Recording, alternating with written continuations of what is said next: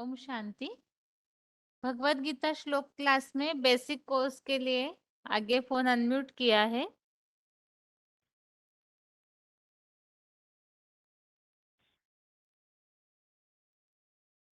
Hello. हाँ जी। ओम शांति बहन जी। हम्म, शिव शंकर बारे में बताया। रोल नंबर बताइए अपना। हाँ मैम, मेरा रोल नंबर 24287, भुवनेश्वर 1। बताइए हेलो। माता जी। हाँ जी बताइए। हाँ, भक्ति मार्ग रे शंकर और शिव को एक कहते हैं। शंकर शिव एक नहीं है। शिव बिंदु स्वरूप है, वो ऊपर रहते हैं। शंकर शाकाहारी होती है। और जब शंकर पुरुषार्थ करके शिव समान हो जाता है, वो सृष्टि परिवर्तन करते हैं। तो शिव शंकर एक नहीं, अलग अलग है। अलग अलग है। शंकर पुरुषार्थ करके शिव समान जो बन जाता है, इस सृष्टि की परिवर्तन करते हैं। जो कहते हैं सीता ऊपर रहते हैं, और शिव बंदर का छह कहते हैं। न तत् भाषते सूर्य न शशांक न पावक एतगता न निर्वर्तन्ते तत्ताम परमम मम। तेणु शिव तो बिंदु स्वरूप अलग है। शंकर जो है वो अ, शाकाहारी शरीर में है। अ, वो सृष्टि परिवर्तन करते के करने के लिए वो पुरुषार्थ कर करके शिव समान बन जाता है। तो शंकर जो है सृष्टि का परिवर्तन में सब कुछ करते हैं। वो किस त्याग करते हैं। और सभी समय बच्चे को याद करते हैं, बताते हैं तुम आत्मा हो, तुम शरीर नहीं हो। तुम सभी परमात्मा को याद करते हैं। आत्मा तो बिंदु स्वरूप है, वो सजीवात्मा बन जाता है। जो शरीर में आते हैं वो जीवात्मा बन जाता है। तो आत्मा अ, परमात्मा एक नहीं है। तो जो देह बन जाता है तो रावण राज्य में चल जाता है। जो आत्मिक स्थिति रहते हैं वो अ, देव समान बन जाता है।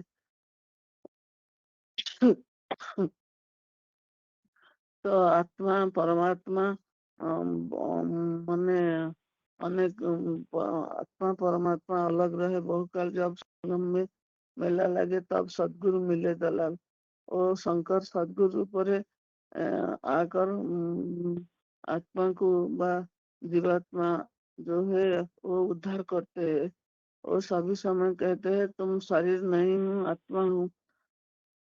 शरीर नहीं हूँ, आत्मा हूँ। तो बाबा ने साकार निराकार मैल को शिव बाबा कहते हैं।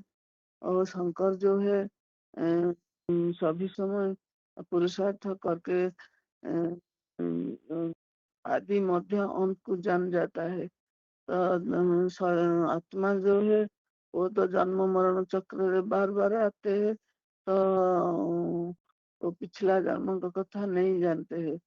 जो पुरुषार्थ जो आत्मिक स्थिति में रहते हैं वो तीन काल कथा जानते हैं, जो शंकर बताते हैं आदि मध्य अंत का और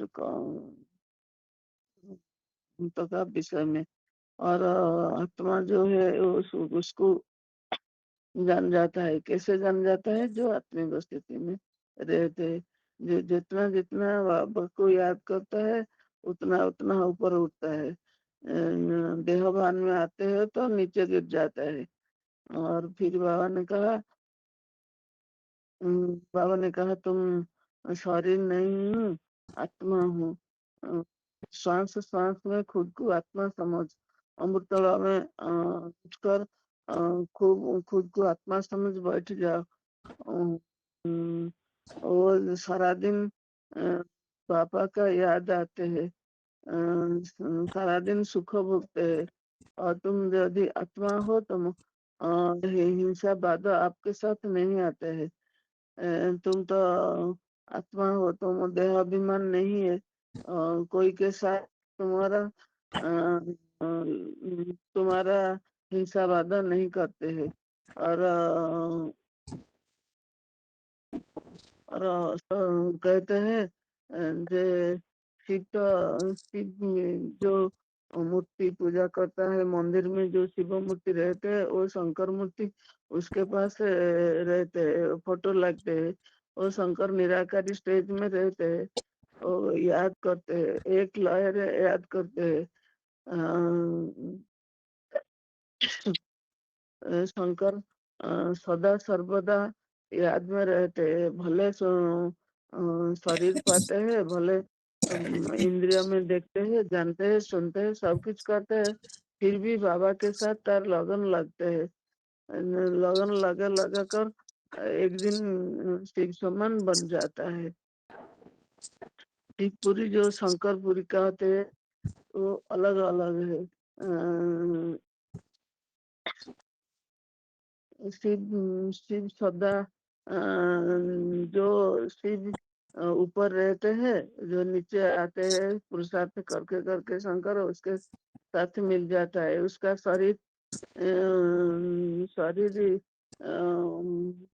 प्रकृति होते हैं और उसका आत्मा बाबा का आत्मा में मिल जाता है। बाबा क्षेत्रज्ञ हो जाता है और शंकर क्षेत्र हो जाता है।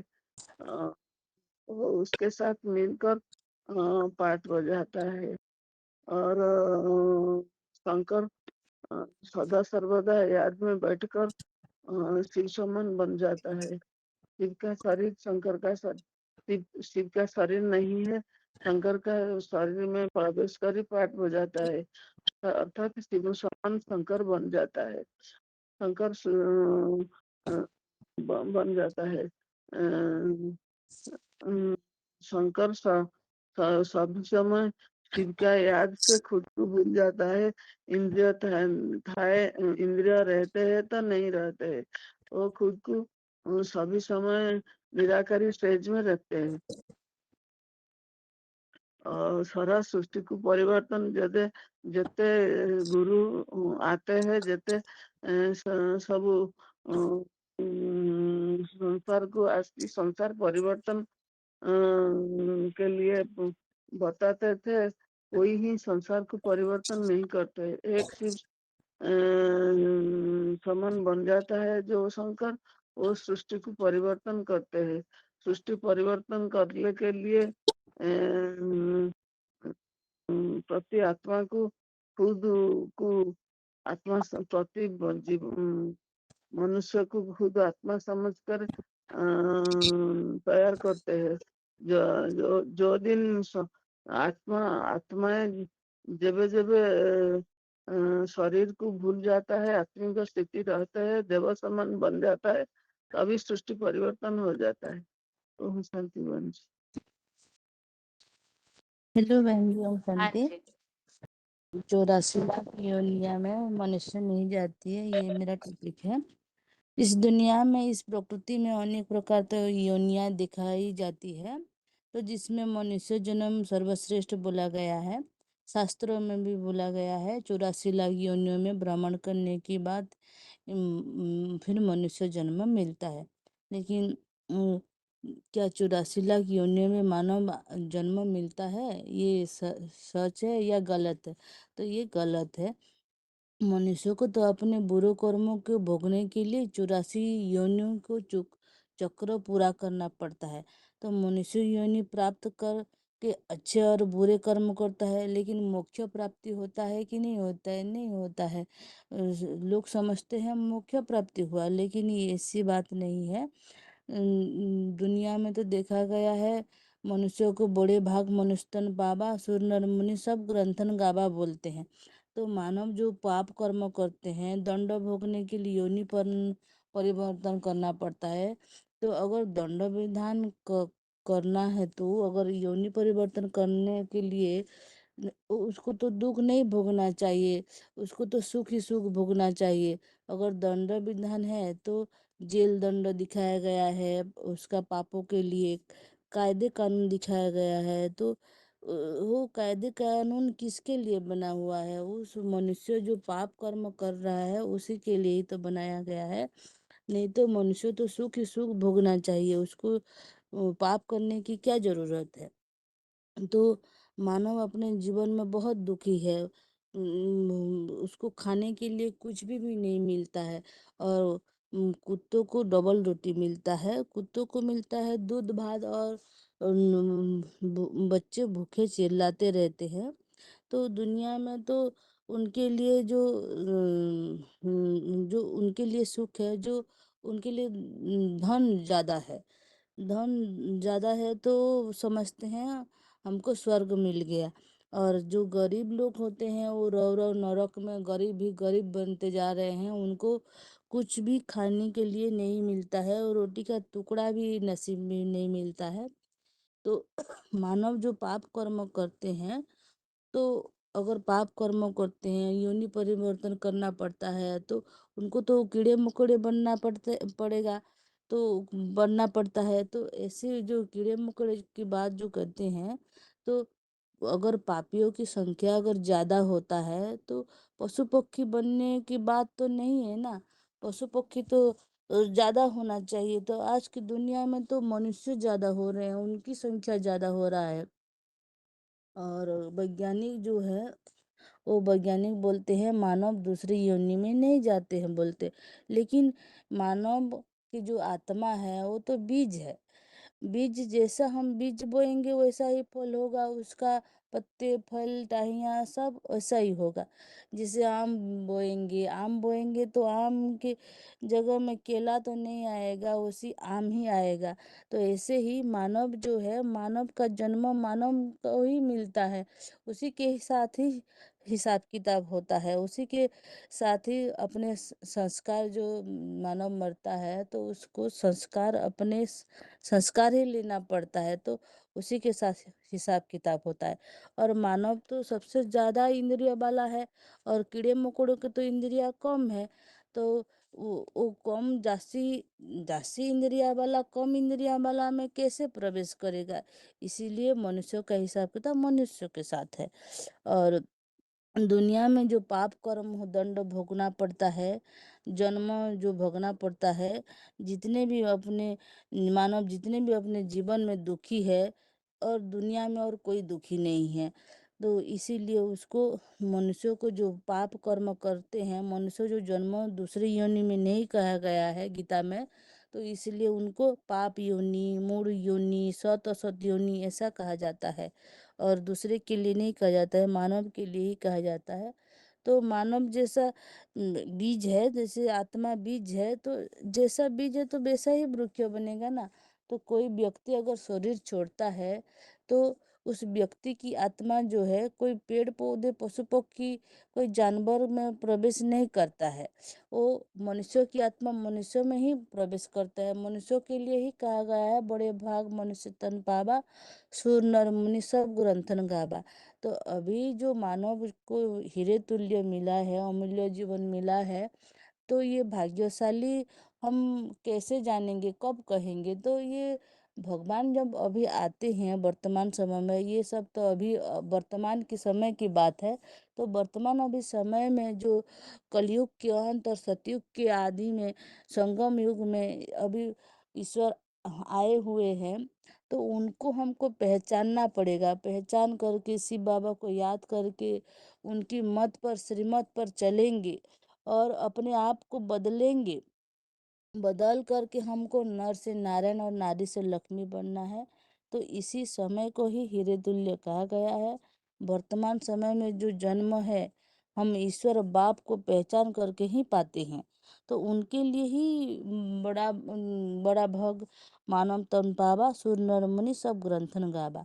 तो ये जो 8 का 16 में जो आया है पुनर्जन्म की बात, तो भगवान को पहचान करके फिर दुनिया में इसी दुनिया में दुख नहीं भोगते हैं।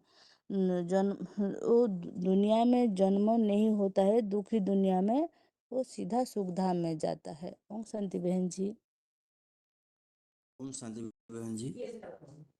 हाँ जी। हाँ, ये थोड़ा शिव और शंकर अलग अलग है और फिर कैसे एक बन गए, इसी बारे में थोड़ा सा बताता हूँ। हाँ जी। और शिव और शंकर दुनिया में शिव शंकर कहते हैं और फिर समझ लेते हैं कि शिव शंकर एक ही है, परंतु वो तो अलग अलग आत्मा है। कैसे ना, शिव भगवान है, शंकर तो देवता है।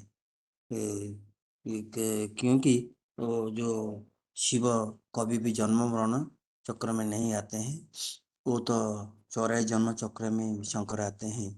इसीलिए गाया जाता है अज विषण भूतानि ईश्वर विषण प्रकृष्ण अवस्था में संभव है आत्मा यु तो अजन्मा, इसे गाया जाता है। फिर वो सदैव पावन है, वो कभी भी पतित नहीं बनते हैं, वो ज्योति स्वरूप है, शंकर साकृत देहधारी है।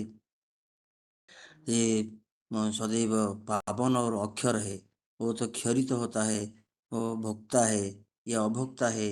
ये आत्मा का पिता परम पिता उसके कहा जाता है, ये तो मनुष्य पिता प्रजापिता कहा जाता है। सृष्टि नाटक में शिव डायरेक्टर है, परंतु वो तो हीरो एक्टर कहा जाता है। शंकर देवता नहीं तो कलियुग अंत में वो देवता होते हुए भी कलियुग अंत में ये साधारण मनुष्य भी बन जाता है। ये शिव के लिए तो सारे ही बात गायन है। ये जो भी ये है शंकर को शिव शंकर, शंकर पहले कोई नहीं कहते, शिव शंकर कहते हैं, शंकर शिव कोई नहीं कहते हैं। और शिवलिंग कहते हैं, शंकर लिंग भी कोई नहीं कहते, शिवालय कहते, शंकरालय कोई नहीं कहते। ऐसे ही विभिन्न प्रकार बात आई हुई है। ये शंकर शिव है भगवान, शंकर है देवता। तो इसलिए भी गीता में आया है अंतवंतु फल तेसा तद्भवति अल्पमेधासाम देवान देव जानती मम भक्त जानती मामपि। देवता अलग, शंकर अलग है। इसलिए और भी गाते हैं जानती देवव्रता देवा पितृ जानती पितृव्रता भूतानि जानती भूता जानती मध्याजिनी अपिमान। तो ये शिव शंकर एक क्यों कर देते हैं जब संगम युग आते हैं। ये संगम युग में ये तो साधारण मनुष्य आत्मा शंकर है, वो पुरुषार्थ करते हैं। ये शिव के याद में इससे तल्लीन हो जाता है, जो शिव की याद में ऐसे मिल जाता है जो जैसे शिव समान बन जाता है। वो जैसे शिव निराकार है, वो भी निराकारी निर्विकारी निरहंकारी ऐसा स्टेज उनका बन जाता है, जैसे कि इसका इंद्रिय भान नहीं रहता है। शंकर इंद्रिय होते हुए भी इंद्रियों को सारे ही भूल जाता है। इसलिए भी गीता में आया है ये 5 का 8 9 नैव किंचित करोतु इति युक्त मन तत्वविद पश्यन् श्रुवन् स्पशन् जिन्धन् अस्रन् गच्छन् श्वसन् सपन् प्रलपन विज्वन् गुहन उनिशन् निमिषन् इंद्रिया निर्देश वर्तयन्ते धारयन्त। वो जो कुछ भी कर्म करते हैं, इंद्रिय से कर्म करते हुए भी इंद्रियों को जैसे है नहीं ऐसे भी भूल जाता है। इसलिए उसको भी माने निराकारी स्टेज दिखाते हैं। वो अव्यक्त मूर्ति भी इसको कहा जाता है, जो जैसे कि व्यक्त होते हुए भी अव्यक्त स्टेज वाला निराकार स्टेज वाला सदैव रहता है। इसलिए उसको इसके लिए भी हमारा हमारा गीता में आया है मया तदेरी सर्व जगत अव्यक्त मूर्ति न मस्तानि सर्वभूतानि न चमतेषु अवस्थित। मेरे अव्यक्त स्थिति निराकारी लिंग मूर्ति में सारा ये महादेव के द्वारा ये सारा जड़ जंगम जगत बट वृक्ष के जैसे विस्तृत हुआ है, किंतु सभी प्राणी मुझ में, मैं उनमें नहीं हूँ। तो इसलिए भी रामचरितमानस भी गाते हैं बिनु पगे चले सुने बिनु काना, बिनु कर्म कर बिनु कर्म करे बिनु विधि नाना आनंद रहित सकल सब भोगी बिनु बाणी वक्ता बड़ भोगी। वो सब होते हुए भी वो कुछ नहीं तो भी सबको सब कर सकते हैं। तो वास्तविक स्वर को ये साकार शिव शंकर को एक कर देते हैं, क्योंकि वे प्रवृत्ति मार्ग बन जाते जब आसे तो प्रवृत्ति बन जाते हैं, इसलिए उनको एक कर देते हैं। तो निराकारी स्टेज जो संपूर्ण स्टेज जो दिखाते हैं, इसके लिए भी शिवलिंग मंदिर में पूजते हैं। उसको शिवलिंग पूजते हो तो शंकर लिंग भी कोई नहीं कहते हैं, तो शिवलिंग ही उसको कहा जाता है। वो जब आप इसका दो प्रकार भी होता है, अपूर्ण रूप होता है, संपूर्ण रूप होता है। अपूर्ण रूप में तो देखा जाता है कि वो सदैव याद की स्टेज में बैठ रहे, किसकी याद के बैठ रहे, ये जरूर वो उसके उच्च की याद में बैठ रहे। तो इसी वो भी शिव की याद में बैठ रहे, तो शिव भगवान है, वो बच्चा है, शंकर बच्चा है, वो बाप है। इससे वो तो कहते हैं तो अम, इसको भी सारे जगत का पिता कहा जाता है। पितामह अशेष माता धाता पितामह वेदम पवित्र ओंकार रूपसाम जजुएवत जजुरेव च। ये भी जगत पितरम वंदे पार्वती परमेश्वर, ये भी भक्ति मार्ग में गाते हैं। तो शंकर शिव शंकर को ये सृष्टि वृक्ष में भी वो भी उसको भी बीज कहा जाता है। इसलिए भी गीता में है ऊर्ध्वमूल अधः शाखा अश्वस्थ पारु अव्ययम छंदासी जस पन्नानी जस जतम वेद स वेदविद, ये भी गाते हैं। और भी सात सात में 10 में गाते हैं बीजमा सर्वभूतान विधि पार्थ सनातन बुधिर बुधिर मतासिम तेज तेजस्वी नाम। तो ये सारी जगत का बीज मनुष्य सृष्टि का बीज है। वो भी उसको वो भी गति भत्ता प्रभु साक्षी निवारण निवास शरण सुरोधम प्रभाव प्रस्थान निधान बीजम एवं 9/18 में बताते हैं। कि वो भी गति भरण पोषण करने वाला प्रभु साक्षी ये शरण सब कुछ भी उनके लिए गाया जाता है। तो ये शंकर ही तो ये सारा जगत का पिता है, सारा जगत रा बीज भी है।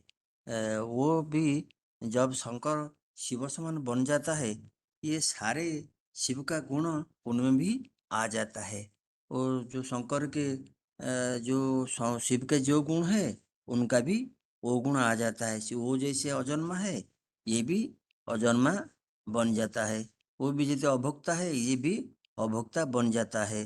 ये तो वो भी जैसे अकर्ता है, वो भी ऐसे ही अकर्ता बन जाता है। कैसे कि शिव की याद से तल्लीन होकर ऐसे भी वो बन जाता है। तो ये शिव ये शंकर शिव समान सदैव बन जाता है। ये शिव शंकर का भी हर धर्म में मान्यता है, क्योंकि उनको हिंदू मानते हैं, मुसलमान मानते हैं, क्रिश्चियन ही मानते हैं, हर धर्म मानते हैं। इसे हिंदू आदिदेव कहते हैं, वो जैन आदिनाथ कहते हैं, मुसलमान आदम कहते हैं, और वो क्रिश्चियन एडम भी कहते हैं। वो उसके हर धर्म में मान्यता है। तो ये इसलिए उनको तो उनका भी बहुत मान्यता है। और उनका मूर्ति भी वो भी शिवलिंग जो है, वो भी शिवलिंग नहीं, ये तो शंकर लिंग है। शिव तो निराकार है, ये शिवलिंग ही पूजा जाता है। और ये सृष्टि का भी आदि मध्य अंत उसको भी कहा जाता है। ये जो गीता में भी आया है, स्वर्गण आदि मध्य अंत च अहम अर्जुन आध्यात्म विद्या विधान बाद प्रबोधता हम। फिर भी 10 अध्याय आया है, अहम आत्मा गुड़ा के सर्वभूत सहित अहम आदि च मध्य च भूतानाम अंत एव च। ये सृष्टि आदि मध्य अंत सारे ही उनको कहा जाता है। अतः वो शिव और शंकर, ये शिव शंकर का जो भगवान को तो कोई जानते नहीं, परंतु भगवान जब आते हैं, भगवान का परिचय भगवान आपे ही देता है। क्योंकि भगवान को शिव को जानने वाला इस दुनिया में तो कोई नहीं, सब निराकार को मानते हैं परंतु जानते नहीं। और साकार भगवान को भी जानते हैं, मानते नहीं। तो इसलिए गाते हैं भगवान को जानते नहीं। न में भी सुरगणा प्रभा न महर्षिणा हम आद्यवा न महर्षिणा से सर्वस्व। तो वो भगवान को भी जो भगवान जब आते हैं उनका परिचय आप ही देते हैं। इसलिए भी गीता में आया है, स्वयं आतनातन बथन तम पुरुषोत्तम भूत भावन भूतेश देव देव जगतपते। भगवान को सब जानते मानते, परंतु जानते हैं तो कोई मानते नहीं, और मानते तो फिर जानते नहीं। ये भी याद भी जो करते हैं ये भी आर्टिफिशियल याद हो जाता है क्योंकि वो भगवान को अच्छी रीति जानते नहीं। ये माला गड़ाते, फिर माला जो गड़ाते इधर इधर मन विचलित होते, मन चंचल होते। इसलिए भी कबीरदास ने बोला माला तो सिमर माला कर में फिरे, जीव करे मुख माई, मनुआ तो चौजुग फिरे, फिर ये तो सिमरन नहीं, ऐसे भी कहा जाता है। तो ये शंकर शिव शंकर जब याद करते करते जो शिव समान बन जाते, ये भी एक हो जाते हैं, ये बात किसको पता नहीं। और हाँ दीदी, इतना ही बताता हूँ। ओम शांति। ठीक है। अच्छा, आगे बताइए। ओम शांति दीदी। हाँ जी। दीदी जैसे मैंने ये जो जैसे मैंने समझना है कि मैंने भगवान इस पृथ्वी पर आकर के कार्य कैसे करते हैं। जैसे कि अभी कलयुग चल रहा है, तो कलयुग चल रहा है माना चारी को जो मानेंगे, कलयुग चल रहा है तो सब मानते हैं। इसका मतलब चारी का भी सभी के अंदर मान्यता है। अगर चारी के सभी के अंदर मान्यता है तो ये कलयुग अभी जो हुआ है इसके बाद सतयुग तो होना ही होना है। क्योंकि कलयुग हुआ है तो ये युग के नाम भी कैसे पड़ता है। मनुष्य का जो चलन स्वभाव संस्कार जो चलन होता है उसी आधार से ही युग का नाम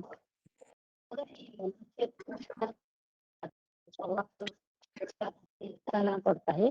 तो जो सतयुग का नाम पड़ा था वहां पे जो मनुष्य थे तो उनका चलन जरूर श्रेष्ठ था, इसलिए उनको देवता कहा जाता था, मनुष्य नहीं।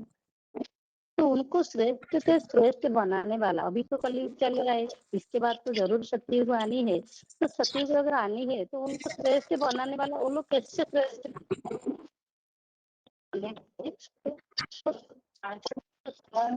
जैसे दुनिया में दिखाई दे रहा है, जो भी माना मनुष्य के अंदर जो भी चलन दिखाई दे रहा है, जितना भी आज हिंसा माना अत्याचार ये जो सारा होता है उससे तो मनुष्य खुद ही सुधर जाता। तो इससे ये साबित होता है कि जरूर मनुष्य को सुधारने वाला कोई मनुष्य नहीं है, मनुष्य को सुधारने वाला जरूर ईश्वर है। तो ईश्वर जो है जिसको हम सभी धर्मों में मानते हैं कि वो निराकार है, लेकिन वो निराकार जो है सब बोलते हैं कि वो ऊपर का रहने वाला है, वो ऊपर वाला है। अगर वो इस साकार सृष्टि पर नहीं आएगा तो फिर सभी मनुष्य को सुधारने का जो भी तरीका है वो कैसे बताएगा। इसीलिए उसको इस साकार सृष्टि में आना पड़ता है। इसके लिए हम बोलते हैं ना कि तुम्हें वो माता च पिता तुम्हें वो। तो अगर वो माता और पिता है जो निराकार है वो तो ज्योतिर्बिंदु है, निराकार तो ऐसे शरीर के भीतर काम कैसे करेगा। तो जरूर वो किसी साकार सृष्टि में आकर के किस साकार शरीर में प्रवेश करता है जिसके द्वारा ये संसार को फिर से परिवर्तन करता है। जैसे माना दुनिया में लोग भी मानते हैं, मनुष्यों का कहना भी ये है कि सृजन कार्य जो होता है तो मूल दो शक्तियों की जरूरत है, एक है चैतन्य शक्ति और एक है जड़त्वमयी शक्ति। तो ये जो जड़त्वमयी शक्ति है जिसको प्रकृति कहा जाता है, जो पृथ्वी जलवायु अग्नि आकाश का संघात होता है, तो वो होता है जड़त्वमयी शक्ति जिसके अंदर वो निराकार प्रवेश करता है।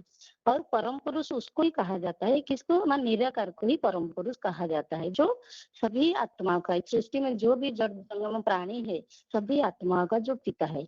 परंतु वो जो सुप्रीम बाप है तो माना जिस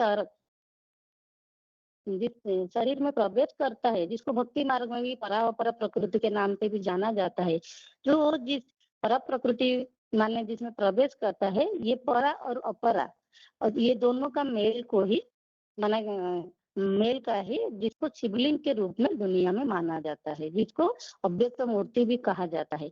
तो वो पराशक्ति जो है माना निराकार शिव जो आकर के जिसमें प्रवेश करता है, जिसको जिसके शरीर में जिसको अपराशक्ति कहा जाता है, उसी को ही पूरा संसार में शिवलिंग के रूप में मानते हैं। और वही साकार मूर्ति द्वारा ही फिर से इस संसार का परिवर्तन होना है। तो उसके द्वारा भगवान आकर के अभी साकार सृष्टि में सभी आत्माओं को फिर से अपना जीवन सुधारने का माना सुख शांति भरा जीवन कैसे हम फिर से जो सुख शांति हमको मिला था उस वो हमको मिलेगा, उसी माना वही क्रम जो था वही माना उसका जो नॉलेज था वो नॉलेज के आधार से फिर से सुख शांति देने के लिए इस साकार सृष्टि में भगवान आकर के निराकार इस साकार शरीर में जो शरीर के आधार से वो संसार को फिर से परिवर्तन करते हैं, उनके द्वारा हमको ये ज्ञान दे रहे हैं। तो फिर ये ज्ञान को आगे माना जो सुनना चाहेंगे उसके आधार से समझाना है। ठीक है। ओम शांति। ओम शांति। हाँ जी। 16147 लातूर मधुबन। और मेरा जो बेसिक कोर्स 5वां चित्र शिव और शंकर।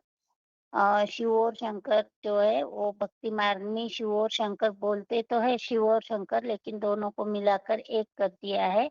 लेकिन शिव अलग है और शंकर अलग है, तो इन दोनों को मिलाकर एक क्यों हो गए? तो ये इसलिए माने जब शिव इस सृष्टि पर आते हैं तो जिस साकार शरीर का आधार लेते हैं वो शरीरधारी जो है वो शिव की याद में खुद को शिव समान बना लेता है। 100% शिव समान बनता है, उसी की यादगार में ये शिवलिंग दिखाया जाता है और दोनों को मिलाकर एक कर दिया है। तो भक्ति मार्ग में बोलते हैं ना सगुने अगुने नहीं कुछ भेदा, माने साकार और निराकार में कोई भेद नहीं रहता है, इसलिए उन दोनों को मिलाकर एक कर दिया है। फिर यहाँ शंकर को जो है याद में बैठे और निर्वस्त्र दिखाया है। इसका मतलब है जब शंकर जी जो है शिव जी प्रवेश करने के बाद उनकी याद में बैठते हैं तो पुराने पुराने मंदिर जो है वहां देखा जाएगा। तो शिव जी को जो बीच में बैठे हुए दिखाते हैं और आसपास में सब देवी देवताओं को दिखाते हैं, तो बीचों बीच शंकर को भी दिखाते हैं याद में बैठे हुए। तो याद किसकी करते हैं? याद कभी भी हमारे से ऊपर वाले की जाती है, तो उनसे श्रेष्ठ शिव जी है तो उनको उनसे याद कर कर खुद को शिव समान बना देते हैं। इसलिए भक्ति मार्ग में भी बोलते हैं ना शिवद्रोही ममदास कहावा सोनर सपने मोए न पाहा, माने शिव जो शंकर जो है शिव समान बनता है, तो शिव को अगर हम पूछते और शंकर का द्रोह करते तो वो ना शिव जी को पाते ना शंकर को, इसलिए उनको याद में बैठा हुआ दिखाया। फिर निर्वस्त्र दिखाने का मतलब ऐसे कोई बात नहीं है, ये जो चित्रकार ने है उनकी अंदरूनी बात दिखाई है। अंदरूनी बात माने शंकर जो है वो यह मन जो वो शिव समान बन जाते हैं तो वो इस शरीर से सब कुछ कार्य करते हैं, लेकिन उनकी उन कर्मों में बुद्धि आसक्त नहीं रहती है और इसलिए वो उनको ऐसे दिखाया है। तो शास्त्रों में भी बोला है बिनु पग चले सुने भी बिनु पग चले करे बिनु पग चले करे बिन कर्म करे विधि नाना आनन रस सकल रस भोगी बिनु वाणी वक्ता और जोगी, माने पाँव नहीं है फिर भी वो चलते हुए पहुंचते, कान नहीं है सुनते हैं, मुख नहीं है फिर भी वक्ता बनते हैं, माने शिव जी शंकर को आप समान बन जाते हैं तो उनकी कोई भी कर्म में बुद्धि आसक्त नहीं रहती है, ये उनको निर्वस्त्र दिखाया हुआ है। फिर बताते हैं ना शंकर का रूप तो बहुत ही अलग दिखाया है, नाग दिखाए है, सर के ऊपर 8 मन के दिखाए, चंद्रमा को दिखाए, गंगा को दिखाया हुआ है। तो ये जो रूप है ये नाग बलाए माने कोई जानवर नागों की बात नहीं है, जो मनुष्य आत्माएं हैं जो नाग जैसे विकारी बन गई है, तो इन 5 विकारों की सूचक में ये नाग दिखाए हैं। इसलिए भक्ति मार्ग में भी बोलते हैं ना चंदन विश्व व्यापक नहीं लिपटे रहत भुजंग, माने चंदन की पेड़ को भुजंग लिपटे रहते हैं फिर भी उन विष का चंदन के ऊपर कोई असर नहीं होता, उनकी सुगंध ऐसे ही बनी रहती है। ऐसे ही शंकर जी के पास ऐसे नागों जैसे विकारी आत्माएं को भी वो दुरुस्त माने सुधार लेते हैं, उनको भी देवताएं बना लेते हैं। इसलिए उनको वो नाग दिखा है, माने सर के ऊपर जो है अहंकारी, भुजाओं में क्रोध, लोभ और क्रोध का दिखाया, गले में मोह का नाग दिखाया, कमर में काम विकार के नाग दिखाए। ये जो है मनुष्यों की बात है, उनको भी वो सुधार देते हैं। और शंकर को तीसरा नेत्र माने शिव उनमें प्रवेश करती है, उन प्रवेश करते हैं, उन्हीं की यादगार है। अर्ध चंद्रमा माने जो कृष्ण बच्चा है वो भी अधूरी पढ़ाई उनमें प्रवेश करके करते हैं, और वो चंद्रवंशी है, इसलिए उनकी यादगार दिखाई है। और 8 मन के दिखाते हैं जूड़े में, तो 8 माने शिव जी सृष्टि पर आने के बाद कोई 8 आत्माएं हैं जो ऐसी सहयोगी बनती है, तो उनको वो सर माथे पर रखते हैं। जैसे लौकिक में भी अगर कोई पिता की दुकान बच्चा संभाल लेता है तो पिता उसको सर माथे पर रखता है, माने आदर से ऊंची दृष्टि से देखा जाता है, इसलिए उनको सर माथे पे दिखाया है। और उससे भी ऊंचा गंगा को दिखाया है। गंगा माने कोई स्थूल पानी की गंगा की बात नहीं है। गंगा माने भक्ति मार्ग में भी बताते हैं ना, भागीरथ ने गंगा लाई। भागीरथ माने भाग्यशाली रथ। जो परमात्मा शिव ने शीर्ष शरीर का आधार लिया है उसको ही भाग्यशाली कहा जाता है। तो भक्ति मार्ग में बताते हैं 7 वर्ष तपस्या कर कर गंगा को नीचे लाया, सृष्टि के कल्याण लिए। पर पहले 7 वर्ष तपस्या की तो गंगा जो है उनकी जटाओं में ही घुमड़ती रही। इसका मतलब माने मनन चिंतन मंथन चला रहा। और फिर दूसरी बार 7 वर्ष तपस्या की तो गंगा सृष्टि के कल्याण के नीचे आई। तो ये स्थूल पानी की बात नहीं है, ये जो ज्ञान जल है, इस ज्ञान जल ही सृष्टि के कल्याण निमित्त बनता है, इसलिए उनके जटाओं से गंगा निकली हुई दिखाई। फिर दिखाया हुआ है त्रिशूल। त्रिशूल माने शूल माने कांटे जैसे कांटा। तो 3 सहयोगी आत्माएं हैं, ब्रह्मा विष्णु महेश। और वहाँ डमरू दिखाते हैं। डमरू माने वो दोनों तरफ भी बजता रहता है। एक तो माने आसुरों का भी कल्याण होता है तो देवताओं का भी। माने शिव जो है वो तो उसके लिए सहारी आत्मा, वो सदा सबके लिए कल्याणकारी है। तो कोई ऐसी वाणी भी बोलता है जिसे आसुरों का भी कल्याण होता है, और ऐसी वाणी भी होती है जो देवताओं का भी कल्याण होता है। इसलिए डमरू को दो तरफ बजते हुए दिखाया हुआ है। फिर लकड़ी का आधार लिया हुआ दिखाया है। तो यहाँ एक तो पहले शिव जब सृष्टि पर आते हैं तो जिस शरीर की या आधार लेते हैं वो शरीरधारी भी लकड़ बुद्धि रहता है, इसलिए उसको लकड़ी का आधार। और अगर बेहद में देखा जाएंगे तो माने जो साकार शरीरधारी है वो भी लकड़ बुद्धि जगदम्बा जैसी आत्माओं का आधार लेते हैं, इसलिए यहाँ लकड़ी के आधार दिखाए। फिर दिखाते हैं कमंडलू। कमंडलू माने जल से भरा हुआ, तो कमंडलू माने हमारे ये सर जो है बुद्धि रूपी कमंडलू में परमात्मा आकर ये ज्ञान जल भर देते हैं। फिर दिखाए वाघंबर। वाघंबर माने वाघंबर माने ये संसार रूपी जंगल जो है, ये संसार रूपी जंगल में निडर होकर इस परमात्मा के ज्ञान की धाड़ मारते, इसलिए उनको वाघंबर ही दिखाया है। और फिर जो है ये जो शिव और शंकर को मिलाकर एक करते हैं, शंकर ही शिव समान बनता है। शिव माने सदा कल्याणकारी होता है। शिव और शंकर को मिलाकर एक किया, लेकिन इन दोनों में कभी शिव शिव और शंकर दोनों एक है, तो कभी शिवालय नहीं बोलते, शिवालय बोलते हैं, शंकरालय नहीं। शिवरात्रि बोलते हैं, शंकर रात्रि नहीं। शिव कल्याण, शिव भोला भाला बोलते हैं, शंकर भोला भाला नहीं। माने जब शिव सृष्टि पर आते हैं तो शिव समान शंकर बन जाता है, इसलिए शिव और शंकर को मिलाकर एक करते हैं। ओम। दीदी मैं बोलूं? हेलो दीदी हाँ मैं बोलूं? जी, हाँ जी। दीदी संसार में सभी मनुष्य बोलते हैं कि भगवान की मान्यता करते हैं, भगवान है। पर भगवान है तो कहाँ है? भगवान है तो कहाँ है? तो और भगवान कैसा है? भगवान कैसा है? भगवान का काम क्या है? ये कोई भी नहीं समझ पाता है, क्योंकि उनको अलग-अलग धर्म गुरुओं, धर्म पिताओं ने जो बताया, जो चूँकि वो खुद नहीं जानते थे, तो इसलिए उनको ऐसा बता दिया। कोई ने सर्वव्यापी बता दिया, कोई ने बता दिया कि इसका ऐसा रूप है, कोई हाथी का रूप बता दिया, कोई ने बंदर का रूप बता दिया, कोई ने मछली का रूप बता दिया। लेकिन भगवान खुद स्वयं आकर अपना परिचय खुद देते हैं, और जब वो अपना परिचय देते हैं, तो एक स्तुति बताते हैं।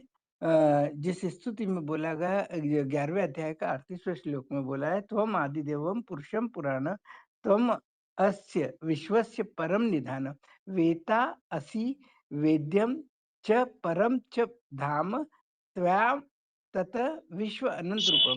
वही मतलब वो आदिदेव है, आदिदेव है और पुराने से पुराना पुरुष है, और वो जो है वही परम धाम है। परम धाम वाले हो, परम ब्रह्म के परम धाम वाले हो। तो वो संसार का जो सबको, सारे संसार को जो आश्रय देने वाला है, तो वो संसार का परम आश्रय है। और उनका मुख्य गुण क्या है कि वो त्रिकालदर्शी है। और इसलिए ज्ञान भंडारी के रूप में, क्योंकि सबको जानते हैं, इसलिए उनको ज्ञान भंडारी के रूप में जानना चाहिए। और इसी प्रकार से बोलते हैं, हे अनंत गुण रूप वाले शिव बाबा, जैसे ये जो वट वृक्ष के रूप में सृष्टि वृक्ष, जैसे आपके निराकारी निर्विकारी बीज रूप जगत पिता से ये विश्व फैला हुआ है, तो वो जो बीज है वो अविनाशी है। वो अविनाशी है, जिसका कि नाश करने में कोई समर्थ नहीं है। तो वो जब आते हैं तो वो अपना परिचय खुद देते हैं। तो परिचय देंगे, तो जो भगवान परमपिता शिव निराकार जब इस सृष्टि में आते हैं, तो जिसमें आते, शिव तो अजन्मा, खुद खुद तो अजन्मा है, और वो अकर्ता अभोक्ता सभी है। लेकिन जिस शरीर में आते हैं, जिसमें प्रवेश करते हैं, तो सामान्य तौर पे क्या बोलते हैं भैया, जिससे तुम समझते हो सुनते हो, वो भी तो शरीरधारी है। तो जैसे बोलते हैं कि जो शरीरधारी है, तो उसको तो, जिसने जन्म लिया उसको तो मरना पड़ेगा। तो फिर ये कैसे साबित होगा? तो वो बताते हैं कि जिसमें प्रवेश किया, जिस समय प्रवेश किया, वो उसका दिव्य जन्म बताया गया है। उसका जो दिव्य जन्म बताया गया, उस दिव्य जन्म के आधार पे ही वो वहां से जन्म चालू होता है। और जब से उसका जन्म चालू होता है, मतलब वो भगवान परमपिता शिव को जान लेता है। तो जान लेना मतलब जान के उन पे निश्चय कर लेता है, तो वो उनका जन्म हुआ। और जब से लेके जब सृष्टि का महाविनाश होता है, तब तक उसको किसी ने मरते हुए नहीं देखा। तो वो अजन्मा, उसका जो भगवान का जो गुण है अजन्मा है, और वो जन्म मरण के चक्कर में नहीं आता, वो वहाँ साबित हो जाता है। फिर वो अभोक्ता गुण के बारे में बोला गया है। तो मतलब वो अभोक्ता जब होता है ना, तो उसके पहले उसकी खासियत देखेगी कि जब वो जो कार्य करता है, तो वो कार्य कैसा करता हैगा कि निष्काम कर्म करता है। तो निष्काम कर्म करना सिर्फ़ एक भगवान का ही काम है, क्योंकि उनका अपना खुद का कोई शरीर नहीं होता। और जिसमें प्रवेश करते हैं, तो वो शरीर भी वो भगवान को समर्पित कर देता है। फिर उससे इंद्रियों का सुख नहीं भोगता है और निर्लेप बन जाता है। तो ये इसके लिए जो निष्काम कर्म का कार्य कोई मनुष्य नहीं कर सकता है, वो सिर्फ़ भगवान कर सकता है, जिसके लिए 18वें अध्याय का 10वें श्लोक में बोला, न द्वेष्टि अकुशलम कर्म कुशलेन अनुषज्यते त्यागी सत्व समाविष्ट मेघाविच्छिन्न संशय। तो वो जो सारे कर्मफल का त्याग कर देता हैगा, और सतोगुनी स्वभाव वाला होता हैगा, संशयहीन, उसका किसी प्रकार का कोई संशय नहीं रहता है। और बुद्धिमान है, क्योंकि वो तो बुद्धिमानों की बुद्धि और वो ज्ञान का सागर के रूप में विख्यात है। और कुशलता रहित अप्रिय कर्म में अप्रिय कर्म से न घृणा करता और न ही प्रिय कर्म से लगाव रखता है। तो चूंकि वो इस तरह का निष्काम कर्म करने वाला है, तो कर्मों के बंधन में भी नहीं बनता है। तो कर्मों के बंधन में नहीं बनता है, तो जन्म मरण के चक्कर से भी नहीं आ रहा है। तो ये इस तरह से जो परमपिता शिव को अपने साकार स्वरूप द्वारा कर्ता का प्रमाण देना पड़ता है। वो प्रमाण ये गीता जी के दूसरे एक श्लोक में भी आया और है, जो 18वें अध्याय का 17वां, यस्य न अहम कृत भाव बुद्धि यस्य न लिप्यते हत्वा अपि स इमान लोकान न हन्ति न निबंधन्ते।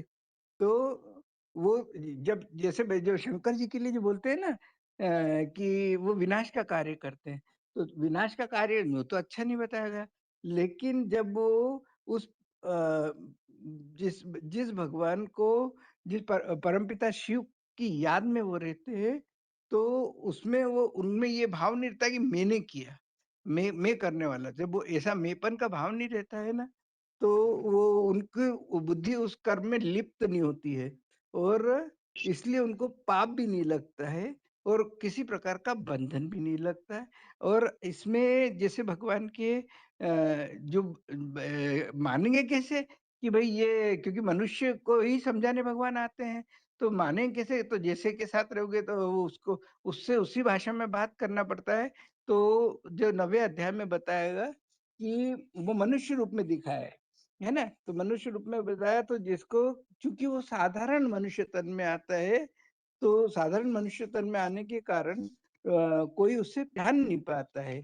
और लेकिन वो तो कैसा है कि वो तो 9वें अध्याय के 18वें में बताया कि वो गति भर्ता सब प्रभु साक्षी निवासा शरणम सुहत प्रभव प्रलय स्थान निदानम बीज अव्यय। वो तो ऐसा बीज है कि जिसका कि कोई अव्यय नहीं होता हैगा, और वो अविनाशी बीज है। वो मानवीय सृष्टि का अविनाशी बीज है और वो संसार का परम आश्रय है, शरणागत वत्सल है। और वो सब कुछ है। कैसे कि मित्र उत्पत्ति विनाश की स्थिति में त्रिमूर्ति शिव बाबा निर्मित वो संपूर्ण जड़ जगत चेतन सृष्टि का साकार है, अविनाशी बीज है। और वही ऐसा है कि जो अमृत भी है और विष भी है, और वो सदा सत्य है। और ये बताएगा कि वो जो 9वें अध्याय के 17वें में बताया बीज मंत्र है, जो पिता होने का जो प्रमाण बताया, वो बताया पिता अहम अस्य जगतो माता धाता पितामह वेदम पवित्र ओंकार ऋक साम युजु एव च। तो इस प्रकार से जो भगवान की स्तुति करी गई, क्योंकि वो तो कर्मफल का विधाता भी बता दिया और परम ब्रह्म रूपी माता भी बता दिया, और वो जगत पिता भी है ना? ये सिर्फ ये सारे गुण जो है एकमात्र बीज रूप अर्जुन के द्वारा जगत पिता के द्वारा ही दिखते हैं। और ये इसी तरह से जैसे अपन बोलते हैं ना ओम, ओम बोलते हैं, तो वो पवित्र ओंकार के नाम से जो बताएगा त्रिमूर्ति शिव बाबा, और परम प्रसिद्ध वैदिक धर्म ग्रंथों में ऋक साम यजुर्वेद का ज्ञान भंडार वो शिव बाबा खुद ही है, निराकार सो साकार। तो वो मतलब ये कि ये बना कैसे? तो बना ऐसे कि जैसे रामायण जी में उल्लेख है कि जेहि जानो ते जेहि जनाई जानत तुम्हें तुम्हें हो जाए। तो जिसको जानते हैं उसको आप समान बना देते हैं, है ना? उसको बता देते हैं, तो उससे वो पुरुषार्थ करके वो स्टेटस अचीव कर लेता है। वो स्टेटस अचीव कर लेता है, तो वो भी भगवान रूप में संसार में विख्यात हो जाते हैं। और लेकिन उसमें जो कहा, एक बात और बताई कि ये भगवान जैसे सामान्य तौर पर बोलते हैं ना गॉड, तो गॉड मीन्स गॉड का अगर संधि विच्छेद करा जाए तो जनरेटर ऑपरेटर डिस्ट्रॉयर। तो इस तरह से अपन बात करेंगे तो भगवान के गुण क्या बताएगा कि जनरेट भी करता है, ऑपरेट भी करता है और डिस्ट्रॉय भी करता है, लेकिन वो 3 मूर्तियों के द्वारा करता है। 3 मूर्तियां जो वो तीनों जो है एक ही व्यक्तित्व में काम करती है, जिसके लिए 13वें अध्याय के 16वें श्लोक में बताया अविभक्तम च भूतेषु विभक्तम इव च स्थितम भूत भ्रत च तत् ज्ञेयम ग्रशीष्णु प्रभ विष्णु च। और दीदी इसमें जो बताया है कि वो ये एक सेकंड दीदी है, मैं थोड़ा सा ये जो जैसे अपन अर्धनारीश्वर रूप की जो बात करते हैं ना भगवान के, तो वो उसके लिए जो बताया है, जिस जो मूल का जो जो मूल जो जो जन्म के कारण के रूप में बताया गया कि पुरुष प्रकृति ही भुंक्ते प्रकृति जान गुणान कारण गुण संगन अस्य सद योनि जन्मसु, और वही सभी योनियों में जन्म का कारण है। और ऐसे बताया गया कि वो लेकिन वो कार्य भी करता है। कैसे करता है कि 13वें अध्याय के 22वें श्लोक में बोला है कि उपद्रष्टा अनुमंता च भर्ता भोक्ता महेश्वर परमात्मा इति च अपि उक्त देहे अस्मिन पुरुष पर।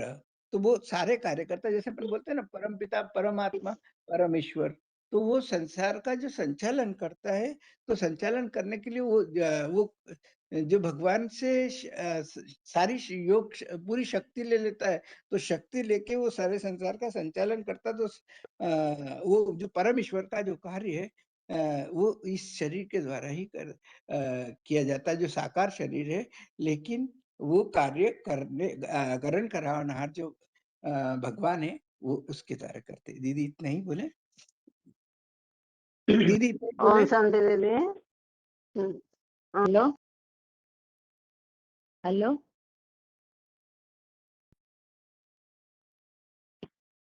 हाँ हेलो जी, क्या बोल रहे भाई? 21,411। हाँ जी, आप कुछ बोल रहे थे अभी। दीदी बस इतना ही, अभी इतना ही बोले, और आगे फिर आगे बोलेंगे। ठीक है, नहीं नहीं रुकिए अभी। आगे किनका अनम्यूट है? हेलो हाँ जी, रोल नंबर बताइए। 23214। हाँ जी। और शिव शंकर बारे में थोड़ा सा मैं कहूंगी बहन जी। शिव और शंकर भक्ति मार्ग में कहते हैं शिव और शंकर एक को माने दोनों को एक करके मिला दिया है।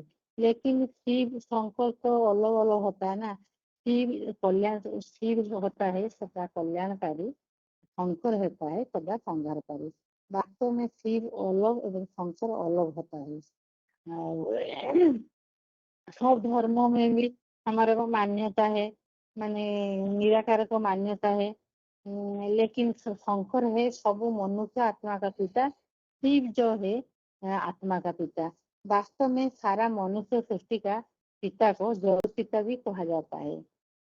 सारा क्रिश्चियन कहते हैं भी, एवं मुसलमान आदम कहते हैं, बहुत भी लोग आदिनाथ कहते हैं। हर धर्म में निराकार को मानता है।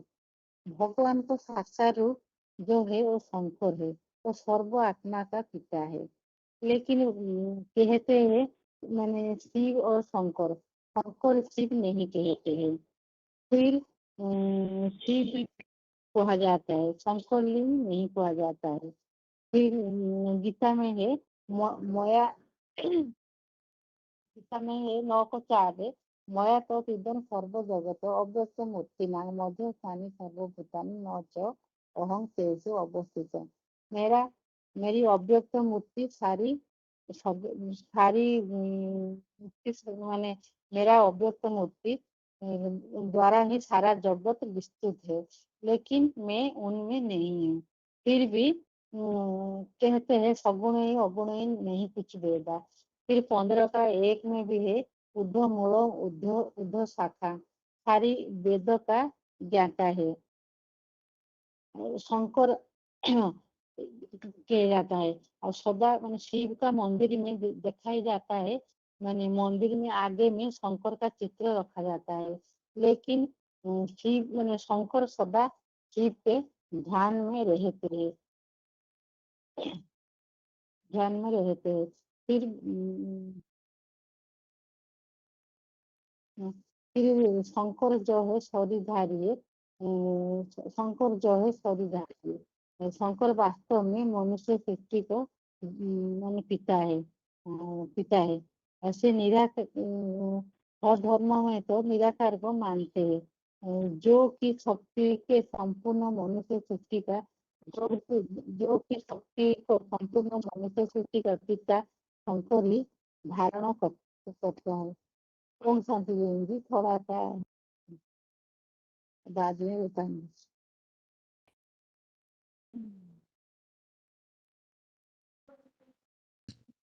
बताइए माता जी। 94-32। हाँ दीदी, ओम शांति। हाँ जी। తెలుగు लक्ष्मी नारायण के चित्र के बारे में बताऊंगी थोड़ा सा। बता रही हूँ।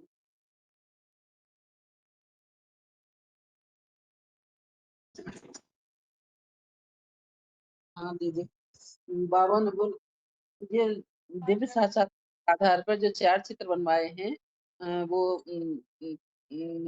30 बाई 40 इंच के साइज के हैं, जिनमें पहले पहले जो चित्र बनवाए थे, जो त्रिमूर्ति का और कलवृक्ष का, उसमें ब्रह्मा कुमारी श्री विश्वविद्यालय लिखा हुआ था, क्योंकि सन 1965-66 में जो पीछे 2 चित्र बने हैं, वो है लक्ष्मी नारायण और सीढ़ी का चित्र। उसमें प्रजापिता शब्द ऐड किया कराया था, क्योंकि बाबा ने मुरली में बोला है कि ब्रह्मा कुमारियों के आगे प्रजापिता शब्द ऐड जरूर करना है, क्योंकि प्रजापिता लिखने से पाप सिद्ध हो जाता है। और फिर दूसरा लक्ष्मी नारायण के चित्र में कि लक्ष्मी नारायण और राधा कृष्ण का क्या संबंध है, क्योंकि लक्ष्मी नारायण बीच में जो छपे हुए हैं, और नीचे फूल पत्तों की दुनिया में जो राधा कृष्ण हैं, वो उनको रचिता और रचना का संबंध है, क्योंकि बीच में छपे हुए हैं वो माता पिता हैं, और नीचे जो लक्ष्मी राधा कृष्ण है वो बच्चे के रूप में है, क्योंकि जो जो बाप बाप उनका संबंध बाप और बच्चों माँ बाप और बच्चों का संबंध है राधा कृष्ण का। और आगे लिखा है देवी स्वराज्य आपका जन्म सिद्ध अधिकार है, क्योंकि जन्म सिद्ध अधिकार का मतलब है कि जो जो कोई बाप होता है करोड़पति, तो उसका जन्म लेते ही उस बच्चे पे अधिकार, उसकी जायदाद पे अधिकार ले लेता है, क्योंकि उससे जन्म सिद्ध अधिकार से ही, जन्म से ही उसका होता है कि ये इतना करोड़पति बाप का बच्चा है, तो करोड़पति का मालिक यही बनेगा। इसी तरीके से जो एक बार ब्राह्मण जन्म ले लेते हैं, ब्रह्मा मुख से जन्म ले लेते हैं, और वो जन्म से ही उनको ईश्वरी जन्म सिद्ध अधिकार मिल जाता है, क्योंकि आगे चल के देवता बन के वो ही बाप के साथ जन्म सिद्ध अधिकार मिल जाता है ज्ञान का। और आगे जो जन्म सिद्ध अधिकार मिल जाता है, फिर आता है लक्ष्मी नारायण दो प्रकाश की दुनिया में खड़े हुए दिखाए हुए हैं, और नीचे फूलपत्तों की दुनिया में राधा कृष्ण को दिखाया जाता है, क्योंकि जो देवता होते हैं, देवताओं के जो पवित्रता का प्रकाश होता है, जो सर के आसपास ही होता है, और जो लक्ष्मी नारायण जो बीच में खड़े हुए हैं, जो नीचे से लगा ऊपर तक प्रकाश में खड़े हुए हैं, क्योंकि वो उनका इतना मतलब ज्ञान है, जो कि प्रकाश की दुनिया में ही रहते हैं, वो अंधकार में अनिश्चय बुद्धि में आते ही नहीं है कभी भी। तो वो प्रकाश की दुनिया में रहते हैं, प्रकाश उनके अंदर भरा हुआ है, ज्ञान फूट फूट के भरा हुआ है, इसलिए वो प्रकाश की दुनिया में दिखाए गए हैं। और फिर लक्ष्मी नारायण का श्रृंगार, लक्ष्मी नारायण लक्ष्मी जी का श्रृंगार है, जो कि ताज दिखाते हैं। तो ताज जिम्मेदारी का ताज, जो कि माता पिता ने स्वर्ग बनाने का जिम्मेदारी का ताज उठाया था, तो उनको ताज दिखाया गया है। बिंदी जो दिखाते हैं, तो वो आत्मा की स्थिति में, आत्मा के ध्यान में ही रहते हैं, इसलिए उनको आत्मा स्थिति की बिंदी दिखाई गई है। काजल दिखाया गया है, आंखों की रूहानी दृष्टि के लिए काजल दिखाया है। कानों में कुंडल दिखाए गए हैं, तो कुंडल एक भगवान से ही ज्ञान सुनते हैं, ना कि और किसी से ज्ञान सुनते हैं, वो सच्चाई की रास्ता भी चलते हैं। और नथनी दिखाइए तो भगवान के ही अंटर में रहती है लक्ष्मी, क्योंकि पति होता है तो पत्नी की नाक में नथिल पहराते हैं, तो वो उनके उन पे अधिकार रखते हैं कि वो पत्नी है। और और गले में जो हार दिखाया जाता है, तो वो विकारों पे विजय प्राप्त करते हैं। और बाजूबंद दिखाते हैं, तो वो भगवान का सहयोगी बनते हैं। हाथों में कंगन दिखाते हैं, तो वो पवित्रता अपने जीवन में पवित्रता धारण करते हैं, और जीवन भर पवित्रता का ही व्रत लेते हैं। और कमर में कोंदनी दिखाते हैं, तो कोंदनी बहुत भारी होती है सब चीजों में, तो वो दृढ़ संकल्प करते हैं, दृढ़ता के साथ अपनी कर्म इंद्रियों को वश में करते हैं। और पायल दिखाते हैं, तो पायल मतलब ज्ञान ट्रांस करने का, ज्ञान में जो बच्चा होता है, तो वो ज्ञान ट्रांस करके नहीं है ही, ऐसे लगता है जैसे ज्ञान ट्रांस कर रहे हैं, जो खुशी ज्यादा होती है, भगवान का ज्ञान होता है उसके अंदर, जो कि भगवान के ध्यान में ही ऐसे नाचते रहते हैं। और बिछुआ दिखाते हैं जो भगवान की हर कदम-कदम पर श्रीमत लेने का बिछुआ दिखाते हैं। और संपूर्ण ड्रेस दिखाते हैं जो कि संपूर्ण ड्रेस होती है जो भगवान के संपूर्ण ज्ञान को धारण करते हैं। तो ये लक्ष्मी नारायण का श्रृंगार दिखाया जाता है इस तरीके से। और फिर सतयुगी लक्ष्मी नारायण और संगम युगी लक्ष्मी नारायण में अंतर बताया गया है कि सतयुगी लक्ष्मी नारायण जो होते हैं उनमें ज्ञान नहीं होता है, वो तो आत्मा स्थिति में रहते हैं। और संगम योगी जो लक्ष्मी नारायण होते हैं उनमें भरपूर ज्ञान होता है। तो भगवान ने बावन मुरली में बोला है कि ये लक्ष्मी नारायण समझदार हैं और ये लक्ष्मी जो ये लक्ष्मी नारायण बुद्धू हैं। तो ये सतयुगी लक्ष्मी नारायण के लिए बोला है जो बुद्धू हैं, जो आत्मा स्थिति में रहते हैं। और जो संगम योगी लक्ष्मी नारायण के लिए बोला है समझदार हैं, तो ये ज्ञान की प्रकाश में रहते हैं, ज्ञान बहुत ज्यादा होता है। और फिर लक्ष्मी नारायण का राज संमत 1-1 से लक्ष्मी नारायण का राज होता है संमत, दीदी इसको भूल गई मैं, संमत 1-1 से ही शुरू होता है। और फिर विश्व महाराजा और सतयुगी महाराजा में क्या अंतर है? क्योंकि विश्व जो महाराजा बोला है वो विश्व महाराजा, तो विश्व तो संगम युग पे ही होता है। कलयुग के अंत में और सतयुग के आदि में जो सारी धर्म की आत्माएं इकट्ठी होती हैं उसको सब विश्व धर्म माना जाता है, विश्व होता है। और सतयुग में विश्व नहीं होता है, खाली देवताओं का ही राज होता है। तो वहाँ वो इस विश्व महाराज संगम युगी लक्ष्मी नारायण बनते हैं और सतयुग के लक्ष्मी नारायण राधा कृष्ण बनते हैं। स्वयंवर पूर्वक लक्ष्मी महाराजा कृष्ण और वे जो स्वयंवर पूर्वक तो पीछे सतयुग में माता दिखाए जी हैं ठीक वो है, आपका बहुत लंबा हो जाएगा, आगे प्रश्न पूछना है इसलिए ठीक है, अगले बार कीजिएगा बच्चा वो। ठीक है दीदी। हाँ जी, हाथ नीचे किए हैं और कल का जो टॉपिक चल रहा था उसी को कंटिन्यू करते हैं। प्रश्न ये पूछा हुआ था कि बाप का परिचय हमें देना है तो उसके लिए शुरुआत कैसे करेंगे। डायरेक्ट वाले है कोई और उन्हें आपको ये बताना है, जैसे कोई भक्ति मार्ग के गीता पाठी ब्राह्मण है, शास्त्रों को पढ़ने वाले हैं और आप उन्हें समझाना चाहते हैं कि भगवान बाप आकर के इस सृष्टि में बाप टीचर और सदगुरु के रूप में कार्य कर रहे हैं। तो इसके लिए आप शुरुआत कैसे करेंगे जो लोगों को सुनने के लिए इंटरेस्ट निर्माण हो।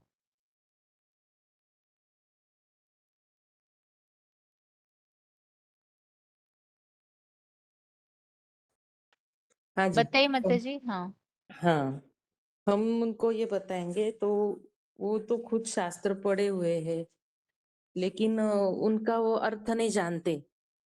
तो उनको बताएंगे अभी का जो समय चल रहा है कि कितनी परेशानी, सबको टेंशन्स, ये सब सब दुखी है। और पैसा है तो भी सुख नहीं है, शांति नहीं है। तो ऐसे समय में ही गीता में बोला है सर्वधर्मान परित्यज्य मामेकम शरणम व्रज। जब सारे धर्म मौजूद होते हैं तभी परमपिता परमात्मा इस सृष्टि पर आकर नई सृष्टि बनाते हैं, सद्धर्म की स्थापना करते हैं और दुराचारियों का विनाश करते हैं। मना ऐसे उनको बताएंगे जो गीता के आधार से। और सभी को उत्थानार्थ जैसे बोला है कि मैं जगत भी परिवर्तते, सारी सृष्टि को फिर से ऊपर की दिशा में ले जाता हूँ। तो वो जो आप पढ़ते हैं जनाबी, जो पंडित है कोई ऐसे, तो उनको ऐसे बता सकते कि आपको मुखोद्गत है, लेकिन उसके अर्थ जो है प्रैक्टिकली अभी लागू होते हैं। कलयुग का अंतिम समय चल रहा है, सतयुग का आदि का समय है, इसको संगम युग कहते हैं। और इसी समय भी भगवान परमपिता परमात्मा साक्षात आकर, जैसे हम तुम हैं अभी बात कर रहे हैं, वैसे ही वो आकर हमको ये गीता ज्ञान दे रहे हैं, जिससे सारी जगत का कल्याण होगा। तो उनको जानना चाहिए। तो उनका परिचय हम आपको दे रहे हैं, आध्यात्मिक विश्वविद्यालय के तरफ से हम आपको परिचय देंगे। ऐसे शुरुआत कर सकते हैं। सुनते दीदी, जैसे कि गीता पाठियों को है तो गीता पाठियों को ये से बता सकते हैं कि कहते तो हैं कि भगवान कण कण में है, हर जगह है, लेकिन जब कोई बात आती है तो कहते हैं ऊपर वाला जाने। और गीता में भी कहा गया है कि ना तद्भासते सूर्यो न शशांको न पावका यद गत्वा न निर्वन्ते तद्धाम परमम। और कहा भी जाता है ऊंचा तेरा नाम, ऊंचा तेरा धाम, ऊंचा तेरा काम। यदि भगवान कण कण में है तो फिर ऊंचा क्यों आया है? क्या मनुष्य और भगवान के काम और जन्म में एक ही होगा? फिर भगवान को क्यों कहते हैं कि भगवान ने दिव्य जन्म लिया, अवतरण लिया, ऊपर वाला जाने? तो फिर तो यही कहना चाहिए ना। गीता में तो ऐसे तो कई प्रूफ है, और रामायण में भी कहा गया है कि कल्प कल्प लगी प्रभु अवतारा। तो भगवान कब आते हैं? जब दुनिया में अधर्म बढ़ जाता है, दुख अशांति बढ़ जाती है, तब भगवान की सृष्टि पर आना पड़ता है। जो गीता में आया है जगद्दी परिवर्तते, कि मैं इस कलह कलेश दुनिया को परिवर्तित करके सुख की दुनिया बनाता हूँ, शांति की दुनिया बनाता हूँ। भगवान को कहा जाता है ना सुखदाता, शांति का दाता। और ये भी कहा जाता है कि दाता एक राम, भिखारी सारी दुनिया। तो किस चीज के भिखारी? आज दुनिया में तो धन दौलत की तो कमी नहीं है। भले यदि इतना तो धन है कि यदि किसी के पास बैंक बैलेंस बनाने के लिए तो नहीं है, लेकिन खाने रहने के लिए तो जरूर है। तो किस चीज के लिए है? कि एक दाता सिर्फ एक भगवान ही है और बाकी सब भिखारी है। ज्ञान के लिए। कौन से ज्ञान? अध्यात्म ज्ञान के लिए, जिसके लिए कहा जाता है कि भगवान ज्ञान का सागर है। कोई भी पंडित विद्वान को ज्ञान का सागर नहीं कहा गया है, जिसके लिए कहा जाता है रीते ज्ञान न मुक्ति। बिना ज्ञान के मुक्ति नहीं होगी। और वैसे भी दुनिया में तो ज्ञान की कमी नहीं है। आज कितने सारे ढेर के ढेर गुरु पंडित बैठे हुए हैं जो अध्यात्म नाम से शास्त्र की बातें बताते हैं। और भौतिक ज्ञान है तो भौतिक ज्ञान का भी कितना विस्तार हुआ है। जो कण कण का, जो 5 तत्व है तो 5 तत्वों का पता लगा लिया है, कण कण का विस्तार कर लिया है। तो और इसी के अनुसार दीदी अभी नंबर वाइज जल्दी सीरियल वाइज सीरियल याद नहीं आ रहे हैं, इसी के अनुसार श्लोक के आधार पर बता सकते हैं कि भगवान के जन्म का आधार कब आते हैं। जो कल्प कल्प लगे, जो कहा कल्पच्छे पुनस्तानि कल्पादौ विसृजम में हम और अभिजानन्ति मुमूढ़ मानसी तरुवांसितम। और जो अपि सम्यग्व्यात्मा भूतानामि सर्वगुण प्राकृति स्वधिष्ठाय न मे विदुषुर्गुण प्रभुं न महर्षयाम अहम आदिदेवानां महर्षिणां स सर्वसः। और एक पिताश्री लोकस्य चराचरम गुरु त्वमस्य पूजस्य गुरुवर्यान्। एक भगवान को ही परम पिता, गुरु, ऊंचे से ऊंचा सदगुरु कहा जाता है, टीचर, गुरु। इसके अनुसार भी बता सकते हैं। हेलो, हाँ, कोई भी नया जिज्ञासु के सामने जब हम जाते हैं, यदि वो भक्ति परायणा है, भक्ति के प्रति उनका ये आग्रह है, तो 2-4 बातों से, अनौपचारिक बात से पता चल जाता है वो आदमी कैसा है। उसका नस नाड़ी नब्ज देख करके उसको दवाई देना है। ऐसे नहीं कि सीधा जाके किसके सामने भगवान आया हुआ है, दुनिया विनाश होने वाली है, नई दुनिया आने वाली है, ऐसे बात रखने से लोगों के मन में, सबकी मन में ऐसे बात जचता नहीं है। इसलिए बाबा ने कहा कि पहले किसी के सामने जब जाते हो तो उसको पहले ओरखो, क्योंकि हम तो पूर्वज है, हमारे नीचे सारी दुनिया, हमारे ऊपर कोई जाने वाला नहीं है। इसलिए हमारे अंदर ऐसे माने खूबी होना चाहिए, इस दुनिया में A to Z top to bottom जितने मनुष्य आत्मा है सबको हम ड्रिल करा सकते हैं। इसलिए बताएगा ना, नारायण वाली जो आत्मा है वो कभी किसी से हार नहीं खाता है, आज तक खाया ना खाएगा। इसलिए ये भाव अपने अंदर समाया होना चाहिए, मैं जिसके पास भी जाता हूँ उसका कल्याण ही करूंगा।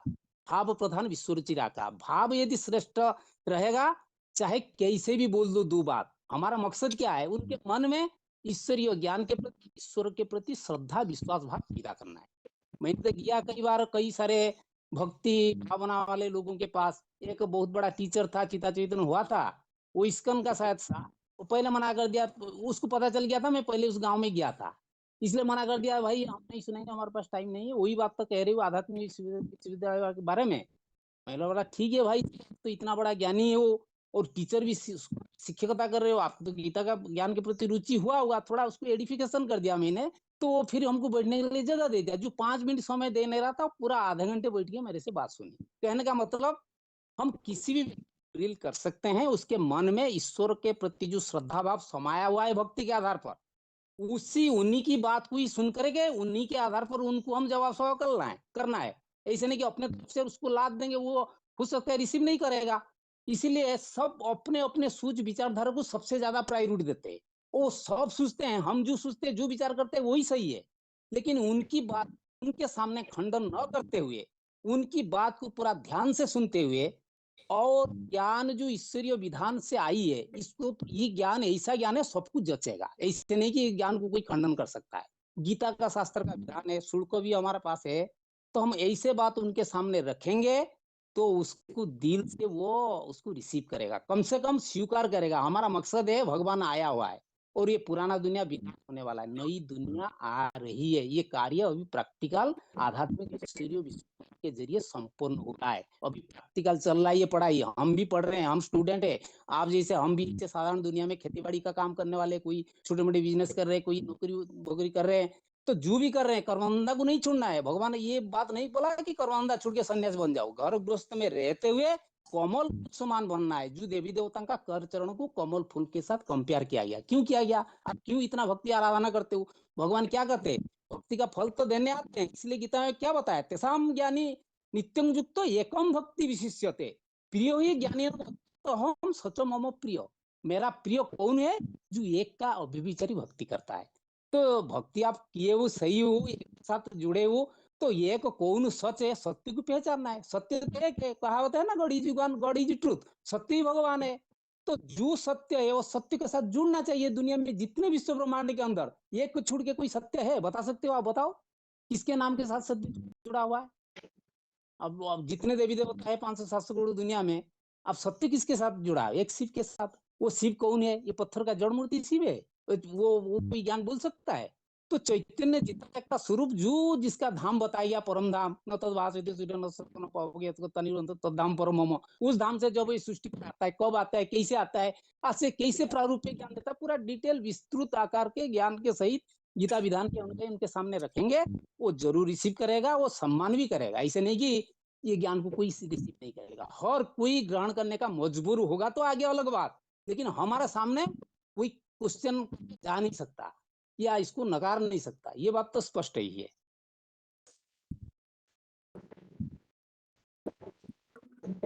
चंडीगढ़ के माता जी बोलिए। हाँ जी, ओम शांति दीदी। हाँ जी। दीदी ऐसे बता सकते हैं कि भक्ति मार्ग में हम इतने जन्मों से पूजा पाठ भक्ति करते आए, लेकिन फिर भी किसी को मन की शांति खुशी नहीं प्राप्त हुई, क्यों? अल्पकाल की प्राप्त होती है। उसका कारण है कि हम भगवान को पहचान कर नहीं याद कर रहे। तो अभी भगवान इस धरती पे आए हैं हम सबके दुखों को दूर करने के लिए। तो वो दुख कैसे दूर होंगे? कि भक्ति का फल देने आए हैं भगवान। भक्ति का फल है ज्ञान।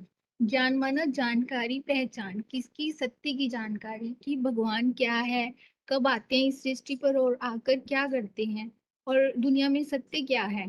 सत्य है एक, सत्य उसको बोलते हैं जिसका कभी विनाश नहीं होता, और जो असत्य है उसका तो विनाश होता है। दुनिया में जो भी चीजें हैं, देह भी हैं, सबका विनाश होने वाला है, लेकिन जो एक आत्मा है वो कभी उसका कभी विनाश नहीं होता, और जो भगवान है वो उनका तो होता ही नहीं है। तो अभी भगवान हमें आके आत्मा और परमात्मा का ज्ञान दे रहे हैं। जब हम उसको समझेंगे कि हम कौन है वास्तव में, कि हम एक आत्मा है, तो आत्मा का ये विषय जो है वो सूक्ष्म है, अति सूक्ष्म है। तो जब हम इसको गहराई से समझेंगे मन बुद्धि को, तभी हमारी मन बुद्धि एकाग्र होगी। उस भगवान को हम पहचान पाएंगे, पहचानेंगे, तभी हमारा जो है मन एकाग्र होगा। तो हमारे अंदर शांति आएगी। हमारी शांति आने से परिवार में, दुनिया में सुख शांति हो सकती है। नहीं तो ऐसे सिर्फ पूजा पाठ करने से तो शांति नहीं हो सकती। अभी इतने जन्मों से करते आए तो, नहीं तो हो जाती अगर होती ऐसे। दीदी यही बता सकते हैं और कुछ पूछने तो बताओ। हेलो। हाँ दीदी, हाँ मैं बताना चाहूंगी।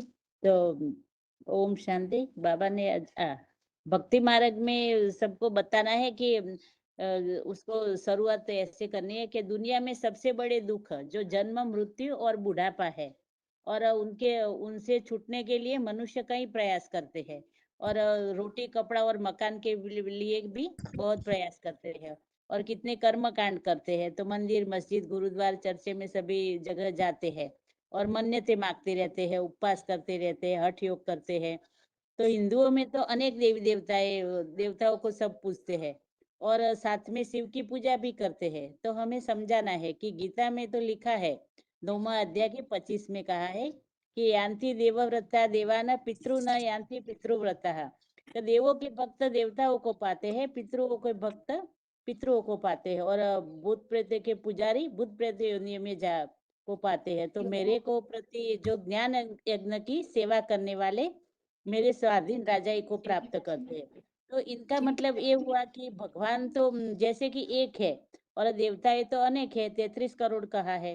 तो भगवान का तो गायन है कि उच्च ते उच्च, ऊंचा तेरा नाम, ऊंचा तेरा धाम, ऊंचा तेरा काम। तो इनके लिए 15वां अध्याय के 6 में भी बताया है कि न सूर्यो न शशांको न पावक यद गत्वा न निवर्तते तद धाम परम मम। अर्थात भगवान सब ऊंच थे, ऊंच है, और देवताओं की दोनों की प्राप्ति में भी फर्क है। तो ये कैटेगरी का फर्क है, तो हमें बताना है कि जैसे कि अभी मंदिरों में भी बताते हैं, ये शिवलिंग बताया हुआ होता है, उनके सामने शंकर की मूर्ति होती है और आसपास देवी देवताओं को बताते हैं। तो इनका मतलब है कि सबसे वो बड़े हैं परिवार में, और देवताएं सब उनके बच्चे हैं। तो उनकी कैटेगरी में फर्क है। और जो भगवान अभी जो भगवान गीता में लिखा है सभी अध्यायों में कि योग शब्द जुड़ा हुआ है, और साथ में कहा है कि भगवान को भगवान उवाच कहा है। तो क्या सिर्फ वो निराकार है? तो नहीं, निराकार कैसे उवाच करेगा? तो वो शिव सुप्रीम सोल साकार जो शंकर है, आदिदेव भी कहते हैं, वो मनुष्य सृष्टि का बीज रूप बाप है, और वो शिव है, वो आत्माओं का बाप निराकार। जैसे हमारी आत्मा निराकार है, वैसे शिव भी निराकार है। तो उनको इस दुनिया में जो परिवर्तन करने के लिए आना होता है ड्रामा अनुसार, तो वो कैसे आएगा? तो वो साकार में मनुष्य सृष्टि के बीज रूप बाप में प्रवेश करते हैं। तो गीता में ये भी बोला है प्रवेश तुम, तो मैं प्रवेश करके आता हूँ, तो उसके द्वारा उवाच करते हैं और सारी दुनिया को परिवर्तन करने का कार्य करते हैं। ओम शांति दीदी। हेलो। हाँ जी। हाँ जी, दीदी हम ये बता सकते हैं, जैसे सभी लोग ये बात तो ज़रूर बोलते ही हैं कि सारी दुनिया में बहुत ही दुःख शांति है, तो हम ये बता सकते हैं, क्योंकि अभी महाभारत का जो है वो समय चल रहा है, क्योंकि देश-देशांतर में युद्ध लगे हुए हैं। हर स्टेट का दूसरी स्टेट से युद्ध है जैसे कि भाषा के नाम पे, पानी के नाम पे, स्टेटिज़्म के नाम पे, पार्टिज़्म के नाम पे ये युद्ध जो है वो चल रहे हैं। ऐसे ही जब महाभारत युद्ध आर्टिज्म क्या होता है माता जी? हाँ जी, आर्टिज्म क्या होता है? पार्टीवादी। पार्टीबाजी, हाँ। हाँ जी, तो इस हिसाब से आज हर एक मनुष्य के घर में भी युद्ध चल रहा है, एक की दूसरे से नहीं बनती, और उसी तरह से हर इंसान के मन में भी युद्ध चल रहा है, द्वंद्व युद्ध चल रहा है कि वो किस लिए है। कोई विकारों का युद्ध लड़ रहा है और कोई सहन शक्ति के द्वारा इस युद्ध को सहन कर रहा है। तब भगवान जो है वो धरती पे आकर के नई दुनिया की स्थापना के लिए नई दुनिया का पुनर्निर्माण करते हैं, नई दुनिया का, क्योंकि गीता में लिखा हुआ है कालो अस्मिन, मैं कालों का काल महाकाल हूँ और इस समय लोगों को इकट्ठा करने में लगा हूँ। तो कौन से लोगों को इकट्ठा करते हैं? जो दैवी गुण धारण कर लेते हैं उनकी बातों को सुन करके। और जैसे कि गीता में भी आया हुआ है पितरानाय च साधूनाम विनाशाय च दुष्कृताम, और धर्म संस्थापनार्थ है, और सत्य सनातन देवी देवता धर्म की स्थापना के लिए जो है वो भगवान इस धरती पे आए हुए। जैसे बोलूँ ना दीदी? ठीक है, जैसे हम सामान्य लोगों के हिसाब से बता रही हूँ कि जैसे हम बता सकते हैं कि हम कुछ सत्य बातों से अवगत कराना चाहते हैं। हो सकता है आपको कुछ हमारे 1-2 वाक्य पहले कड़वे लगे, लेकिन हम सभी जानते हैं कि जैसे करेला कड़वा होता है लेकिन गुणों से भरपूर होता है, ऐसे ये जो सत्य है पहले शायद थोड़ा कड़वा लगे। तो इसमें जैसे हमको समझना है कि हम सभी जानते हैं कि हमारे शरीर को जन्म देने वाला एक पिता होता है, लेकिन अगर हम आपसे कहें कि हमारे 3 पिता होते हैं तो शायद आपको पिंच हो सकता है, लेकिन आप धैर्यपूर्वक सुनेंगे तो हम बता सकते हैं कि जैसे हमारे शरीर की जो बनावट है वो 5 तत्वों के पुतले की है। तो हम उसके आधार पर ये जानते हैं कि हमारे माता पिता, हम सभी कुटुंबों के माता पिता एक हैं। लेकिन शरीर को चलाने वाली जो शक्ति होती है उसके पिता का हम परिचय देना चाह रहे हैं, इसलिए हम, क्योंकि शरीर की तो प्रवृत्ति है ना, अगर आत्मा न हो तो शरीर कोई कार्य नहीं कर सकता। शरीर अगर सिर्फ है तो आत्मा न हो तो आत्मा कार्य नहीं कर सकती। अर्थात आत्माओं के पिता अलग ही होने चाहिए, क्योंकि शरीरों के पिता तो हम सबके अलग अलग कुटुंब के हैं। तो आत्माओं के पिता का परिचय हम देना चाहेंगे। उसको हमने कहा है कि हमारे 3 पिता। तो अब दूसरे पिता के लिए तो हमने बता दिया कि हम सभी आत्माओं के पिता। एक और पिता है हमारे, वास्तव में हमारे 3 पिता होते हैं, जिसको कहते हैं लौकिक, अलौकिक और पारलौकिक। लौकिक पिता माना इस लोक में हमको जो जन्म देता है। दूसरा अलौकिक, जो हम सभी मनुष्य आत्माओं के पिता हैं। और तीसरे हैं पारलौकिक, जो सभी आत्माओं के, चाहे वो पशु पक्षी हैं, कीट पतंगे, पशु पक्षी हैं, सभी के पिता। तो जो अलौकिक पारलौकिक पिता हैं, उनसे हमको ज्ञान का वर्षा मिलता है। माना वर्षा हमको तीनों पिताओं से कैसे मिलता है, उस बातों को थोड़ा सा बताएंगे। आपका इंटरेस्ट आपको लगे तो हम आगे की और बातें बताएंगे। तो पारलौकिक पिता है जो वो हमको ज्ञान देता है, क्योंकि वो निराकार है, तो वो निराकार हमको निराकारी वर्षा देते हैं। तो उस ज्ञान को कैच करने वाला सबसे पहला मनुष्य है, जिसको ही सभी धर्म वाले मानते हैं, जिसको हम अलौकिक पिता बोल रहे हैं। उसको हिंदू जो है वो आदिदेव के रूप में मानते हैं, जैनी जो है आदिनाथ के रूप में मानते हैं, और मुसलमान जो है उसको आदम के रूप में, और क्रिश्चियन एडम के रूप में। कहने का भाव है कि सभी मनुष्य आत्माओं के पिता, जिनको पहला मनुष्य कहा जाता है। अब सभी धर्मों में पहला मनुष्य कोई अलग तो नहीं होगा, मनुष्य तो पहला एक ही हो सकता है, तो सभी धर्मों में अलग अलग नाम दे दिया है। तो वो है हमारे अलौकिक पिता, जो सबसे पहले निराकार के ज्ञान को कैच करते हैं, रिसीव करते हैं। वो है हमारे अलौकिक पिता। उनसे हमको मुक्ति, जीवन मुक्ति का वर्षा मिलता है। दुख दर्द, जन्म जरा मृत्यु का जो दुख दर्द है, उससे मुक्ति मिलती है। और उसके साथ साथ जो जितना पुरुषार्थ करता है, उसके उसके साथ हमारे अनेक जन्मों की भी मुक्ति मिलती है। माना एक जन्म की जीवन मुक्ति तो सभी को मिलती है, और राजाई भी मिलती है जन्म जन्मांतर की। उसके अलावा हमारे अंदर जो संस्कार भरते हैं, वो हमको ज्ञान देकर जो संस्कार भरते हैं, वो संस्कार हमारे जन्म जन्मांतर काम आते हैं, कि एक ही जन्म में हम राजा से रंग कैसे बन सकते हैं, ऐसा भी ज्ञान, ऐसा भी संस्कार के आधार पर हमको यहाँ मिलता है। तो हमको अगर हमारे देह के अलावा, क्योंकि देह की जो प्राप्ति होगी हमारे लौकिक पिता से, इस लोक के पिता से, वो तो पदार्थों की होगी। और ये पदार्थ तो हमको कितना समय काम आएंगे हम अच्छे से जानते हैं, जिसके लिए कहा भी जाता है, पूत सपूत तो क्यों धन संचय, पूत कपूत तो क्यों धन संचय। तो ये जो धन है, ये तो हमारे साथ जाएगा ही नहीं, हम भी यहीं छोड़कर जाएंगे हमारे आगे वालों के लिए।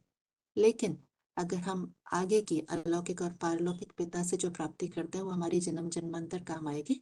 इस आधार से हम आपको आगे बताना चाहेंगे। अगर आप इच्छुक हैं तो बताइए, उसके आधार से फिर दीदी एक्सेप्ट करते हैं तो हम आगे बता सकते हैं। ओम शांति। ठीक है। हेलो। हाँ जी। हाँ जी दीदी, हम ये भी बता सकते हैं हम्म। कि जो आज मनुष्य दुखी है, इंसान के दुखी होने का कारण क्या है, क्योंकि उसका मनोबल जो है वो बिखरा है। भले हमारे पास तन बल, धन बल, जन बल है, पर मनोबल तो है ही नहीं। तो जब भगवान अभी धरती पे आए हुए हैं, वो हमें मनोबल ही इकट्ठा करना, मन का बल जो है बिखरा हुआ है, वो इकट्ठा करना सिखाते हैं। क्योंकि हमारी बुद्धि जो है जगह जगह भटकी हुई है, जगह जगह फंसी हुई है। तो भगवान जब आते हैं तो वो बुद्धि को एकाग्र करना सिखाते हैं, कि कैसे तुम एक में बुद्धि को टिकाओगे तो हम हमारा मनोबल जो है वो कायम होगा। तो जब बुद्धि का भटकाव ही खत्म हो गया, तो फिर तो हम सीधे भगवान की बताई हुई रास्ते पे चलेंगे, क्योंकि हमें सुख और शांति की प्राप्ति होनी शुरू हो जाएगी। बुद्धि का बल क्यों बिखरा? क्योंकि जब से हम धर्म गुरुओं के बहकावे में आए, तब से हमारा बुद्धि बल जो है वो बिखर गया। और जो फिर हम ये भी बताएंगे कि इतनी जो बीमारियां चल रही हैं, उसका कारण क्या है? क्योंकि हमारी आत्मा जो है वो बीमार हुई पड़ी है। तो भगवान आकर के ऐसा ज्ञान और योग का इंजेक्शन लगाते हैं, जिससे कि वो बुद्धि जो है वो तंदुरुस्त होना शुरू हो जाती है। जैसे कहते हैं ना कि कोई कोई दवाई लेने जाते हैं तो डॉक्टर बोलते हैं कि ये सबसे पहले खानी है, खाली पेट खानी है। तो ऐसे ही भगवान भी हमें दवाई देते हैं कि जब तुम्हें मुझे याद करना है तो अमृत वेले याद करो। तो जैसे उन दवाइयों का, सुबह की दवाई से ही सारे दिन का कनेक्शन चलता है, सारी दवाइयाँ फायदा करती हैं, ऐसे ही जब हम सुबह उठ के ही जैसे कहते हैं राम सिमर पर भात मेरे मन, सुबह उठते ही वो दवाई ले लेते हैं तो हमारा सारा दिन वैसे ही सही हो जाता है, क्योंकि जो काम सुबह-सुबह करते हैं, वही काम सारा दिन चलता रहता है। दीदी एक बात पूछनी थी, हाँ जो आर्यभट्ट का पाठ है हाँ वो जी। बाबा का है क्या? नहीं आप मतलब कोई ऐसे तो जो सुना है उस हिसाब से, बाकी इसके लिए VCD में थोड़ा सा एक बार देखना पड़ेगा तेरी बहुत हो प्रूफ के सकते हैं लिए। दीदी, क्योंकि ये हाँ बीज गणित का निर्माण इन्होंने किया है हाँ जी, हाँ वही इसी हिसाब से। उस हिसाब से। हाँ तो हम जो समझ रहे हैं ना कि हम्म। सभी वैज्ञानिकों के भी वैज्ञानिक इतिहासकारों के भी हाँ जी। इतिहास है, हम्म तो माना बाबा ने जो भी क्योंकि बीज तो वही है, हम्म उन्हीं से सारी शिक्षाएं सारी संस्कार सभी कुछ निकलते हैं। तो हम्म पहला इतिहासकारक भी वही होगा, पहला वैज्ञानिक भी वही होगा, पहला लॉयर भी वही होगा सभी के हिसाब से। तो इसके इन्होंने शायद ज्योतिष शास्त्र का भी उनके पास ज्ञान था। हाँ तो भृगु के रूप में भी हमने समझा ना हाँ कि जी। उन सबकी भविष्यवाणियों को जानते हैं। तो हम्म हम प्रैक्टिकली में सभी का पाठ खोलने के निमित्त भी तो वो समझाने वाली जो वाणी है हम्म वही है। तो सभी वैज्ञानिक और सभी मैथमेटिशियंस ये लोग सभी जो मानेंगे जो इनका पूर्वज होगा, क्योंकि हम्म जैसे देवता ही देवता बना सकता है, डॉक्टर डॉक्टर बना सकता है, साइंटिस्ट साइंटिस्ट बना सकता है। तो हम्म पहला साइंटिस्ट पहला ज्योग्राफी माना कोई पहला डॉक्टर तो बना होगा ना, वो किसी से किससे क्या सीखा होगा? वो तो मनुष्य आत्मा का जो बीज है उसी से सीखा होगा ना। हम्म माना जो मूल है वो सभी होगा, तो जब आखिरी में जो उनका मूल जो उनका पूरा फॉर्मूले देने वाला, चाहे वो फिजिक्स हो केमिस्ट्री हो जो भी चीज हो, सभी का जो मूल वो फॉर्मूले बताएंगे तो वो उनकी तरफ माना उनका वो जैसे जो साइंस वाला है वो उनका पूर्वज हो गया, मैथमेटिशियन से वो उनका पूर्वज होगा, माना सबसे बड़ा गुरु हो गया ना उनका, जहां हम्म से उनके गुरु उनके गुरु उनके गुरु माना जिन्होंने लिया है। तो वो जब उनको जानेंगे पहचानेंगे तो मानेंगे ही मानेंगे, इस हिसाब से भी हम बता सकते हैं। हाँ जी। हाँ हाँ बस इसमें थोड़ा सा ये है, जैसे हमें इन बातों को सिद्ध करना होगा ना। हाँ दीदी। हाँ माना एक मोटी रूपरेखा समझ में आई तो उसको वेरीफाई करना चाह रही थी आपसे। हाँ आज जैसे एक मुरली सुनी थी, उसमें 1394 या कुछ नंबर है। बाबा ऐसे बोल रहे थे कि गीता ज्ञान से सारी दुनिया का परिवर्तन होता है, लेकिन अगर ऐसे होता तो इतने दिनों में तो परिवर्तन दिखने में नहीं आया चारों युगों में। तो ये परिवर्तन कब होगा?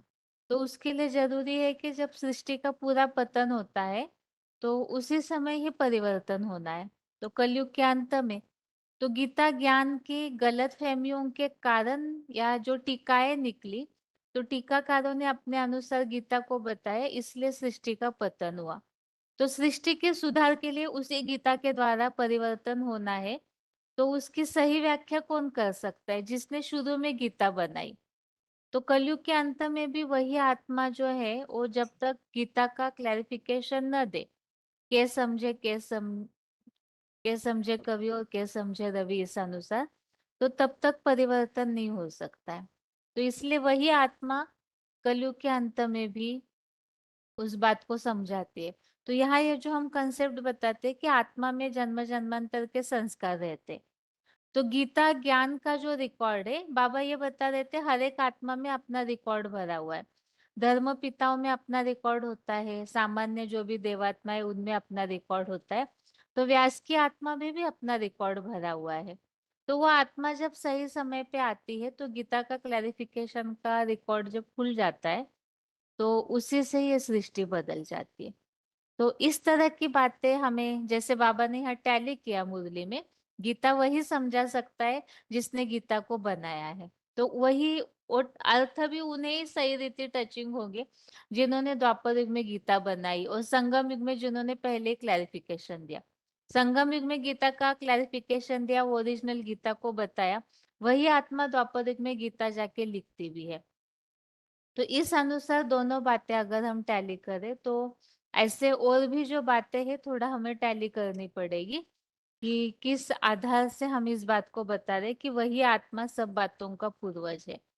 ये टैली करने के लिए भी हमें पॉइंट्स ऐसे ढूंढने चाहिए कि बाप हम बोल रहे हैं हर फील्ड में तो किस हिसाब से बोल रहे। ये जो श्लोक है 13वें अध्याय का, ऋषिभिर बहुधा गीतम छंदोभिर विविधे पृथक, और या जो बाबा मुरलियों में बताते एको सत्विप्रा बहुधा वदंती, एक ही ब्राह्मण है जिसकी सब जगह महिमा है। सब जगह महिमा है लेकिन वो एक ही आत्मा की सब जगह महिमा है। ये मूल तो हमें प्रूफ ढूंढना चाहिए जिससे हम बता सके कि एक ही राम वाली आत्मा है या वो मुकर्रर तनधारी है जो हर क्षेत्र में अलग अलग जन्मों में भी उनकी महिमा होती है और वो टैली भी होती है बातें। किस तरह से संगम युग में टैली होती है या बाकी युगों में। जैसे बाबा एक बात और बताते हैं कि मुकर्रर तनधारी शिव बाबा जो है वो इस सृष्टि पर सदा कायम है। सदा कायम है लेकिन उन्हें कोई पहचानता नहीं है। तो जैसे संगम युग में भी उन्हें पहचानने में देर करते, पूरा 100 साल का संगम युग बीत जाता है, तब जाकर के अंत में जाके सबको समझ में आता है कि संगम युग में बाप टीचर सदगुरु के रूप में इतना विशेष पार्ट बजाया। ऐसे ही बाकी युगों में भी हर क्षेत्र में आत्मा ऊंची रहती है, लेकिन ये बात संगम युग में पता चलती है। जैसे महाराणा प्रताप के रूप में ऊंचा पार्ट बजाया, कभी भी लाखों की सेना के सामने भी पकड़ में नहीं आए। तो ये बात यहाँ संगम युग में भी तो टैली होती है ना। तो इस तरह की जो बातें हैं, ऐसे बातों को ढूंढ करके जो मुरलियों में बाबा ने टैली करके बताई है, तो ये बताया गया है वास्तव में कि ऐसे बातों को ढूंढिए VCD नंबर सहित, जिससे हम कंफर्म बातों को बता सके। शास्त्रों के भी ऐसे प्रूफ को ढूंढना चाहिए जो मुरलियों से टैली होने, जो मुरलियों में बाबा ने बताई हुई है शास्त्रों की बातें। तो ऐसी बातों को ढूंढना चाहिए जो लोगों को सहज सहज विश्वास हो बातों पे। दीदी जैसे बाबा बोलते हैं आपने अपने शास्त्रों में अपनी अपनी कहानी बैठ लिखी है, तो हम्म। वेद व्यास की प्रसन्नता से मिली है, तो उस हिसाब से ये भी तो समझ में आता है ना कि वही आत्मा वेद व्यास बनती है जिसने सारी सारी बातें जो लिखी है। इसमें सारा परिचय मनुष्य सृष्टि के पिता का ही है ना, हाँ गीता। जी। तो वो वेद व्यास जी हैं खुद, यही समझ में आ रहा है ना कि अपने अपने हाँ। शास्त्र में अपनी अपनी कहानी बैठ लिखी है उस हम्म। हिसाब से। और वही बाबा आज सुबह की क्लास में ही शायद बोल रहे थे कि गीता से पतन नहीं हुआ है, गीता की व्याख्याओं से पतन हुआ है। हाँ। बात हम शास्त्रकारों को दीदी बता सकते हैं कि गीता शास्त्र से कुछ गलतफहमियां निर्माण हुई है व्याख्याओं हम्म। के आधार पर, तो हम हम्म। श्लोकों को लेकर उन्हीं गलतफहमियों को क्लियर भी कर सकते हैं। ऐसे हम बताकर उनको आकर्षित कर सकते हैं कि गीता में के द्वारा जैसे सर्वव्यापी वाली बात है, तो वो एक व्यापी कैसे है हम बता सकते हैं। जैसे निराकार कह दिया तो वो निराकार कैसे निराकार है, साकार कह दिया तो वो साकार कौन है, निराकार साकार का कॉम्बिनेशन क्यों है, कैसे है। ये सारी बातों को भी माना कृष्ण है कृष्ण नहीं है, इन बातों का भी हम क्लैरिटी कर सकते हैं श्लोकों को ले लेकर। हाँ जी। सृष्टि का आदि कौन है, माना आदिदेव आदम वो सब एक ही है। आदिदेव जो होगा वही तो आदम एडम कहा जाएगा ना।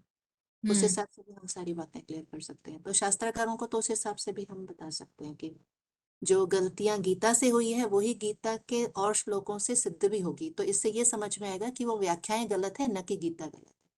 हाँ जी। हेलो। गंगटोक बताइए। हाँ दीदी, तो हम ऐसे जो किसी को भी बताने के लिए जाएंगे तो एक बात ऐसा बताएंगे, आज सबसे बड़ा है अपने अपने धर्म के कर्मकांड के हिसाब से बहुत बटे हुए हैं। कोई कर्म में बटे हैं, कोई धर्म में बटे हुए हैं, कोई जात में बटे हुए हैं, कोई देश में खंड में बटे हुए हैं। इसीलिए गीता में आया है क्षेत्रे कुरुक्षेत्रे संवेतायुष मामका पांडव एवं किम कुर्वत। तो भगवान ने आकर किस समय में लड़ाई लगाई, जब मनुष्य ऐसे हिसाब से बढ़ते हैं तो उस समय में आकर मनुष्य बढ़ते हैं। तो आज आप लोग ये बात समझिए कि भगवान आने का समय हुआ नहीं क्या, क्योंकि अभी देखिए आज कितने मनुष्य झगड़ते, एक दूसरे को धर्म को नीचा दिखाने का कोशिश करता है, एक दूसरे को नीचा दिखाने का कोशिश करता है, अपने जात के हिसाब से लड़ते हैं, अपने खंड के हिसाब से लड़ते हैं। यही विषय में भगवान ने भी गीता में बोला था कि मैं जब कर्म क्षेत्र और कर्म क्षेत्र का वो अंत करने के लिए आता है, इसीलिए बोला था कि जब जब धर्म की ग्लानि होती है तब मैं आता हूँ। तो आकर क्या करता है, वो आकर मनुष्य को ज्ञान देता है। तो ज्ञान देने के बाद ही मनुष्य को क्या होता है, ज्ञान प्रकाश होने से उनका अज्ञान छूट जाता है, तो मनुष्य अपने को समझ जाता है। लेकिन न समझने के कारण, गीता तो पढ़ते आए हैं हम लोग, कब से गीता पढ़े हैं, गीता पढ़े लगभग 2500 वर्षों गीता निकला हुआ होगा, तो हम आज से इतने साल से पढ़ा है। इसीलिए गीता में ढेर सारी पॉइंट तो आया है। सर्वभूतानि कौन्तेय प्रकृतिम यन्ति मामेकं कल्पक्षायि पुनस्थानि कल्पतो विसृजामि, हम बोला है, हे कुंती पुत्र, कल्पांत काल में सब प्राणी मेरी निराकारी स्टेज वाली धारण करने वाली ये प्रकृष्ट रचना को अर्थात शंकर को कोई नहीं जानता है। क्यों नहीं जानता है? वो आत्मा को नहीं जानता है, ज्योति बिंदु को नहीं जानता है। एक ज्योति बिंदु को न जानने के कारण आज हम मनुष्य बटे हुए हैं। धर्म को तो हम बढ़ावा दे रहे हैं, लेकिन धर्म को बढ़ावा देने से तो वो शारीरिक धर्म हो गया ना। तो जब भगवान आके बोलते हैं कि बच्चे तुम सब आत्मा हो, तो सबसे पहले हमको टिकना पड़ता है आत्मा में। तो ये ज्ञान कहाँ मिलता है? गीता में मिलता है।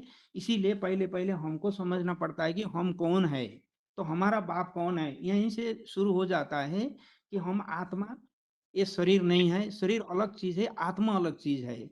जब हम इसमें हम पक्का पक्का विश्वास करेंगे कि हम ज्योति स्वरूप आत्मा है, इस सृष्टि का रहने वाला नहीं है, क्योंकि गीता में भी बोला है कि न तद भाषयते सूर्यो न शशांको न पावक यद गत्वा न निवर्तन्ते तद धामम परमम मम। मैं उस परम धाम का रहने वाला हूँ, तुम भी उस परम धाम के रहने वाला हो। जब तुम भी उस परम धाम में जाएंगे तो 2500 वर्ष के लिए फिर इस दुखी संसार में नहीं आएंगे। तो ये शरीर तो यहीं जन्म होता है, यहीं विनाश होता है। इसीलिए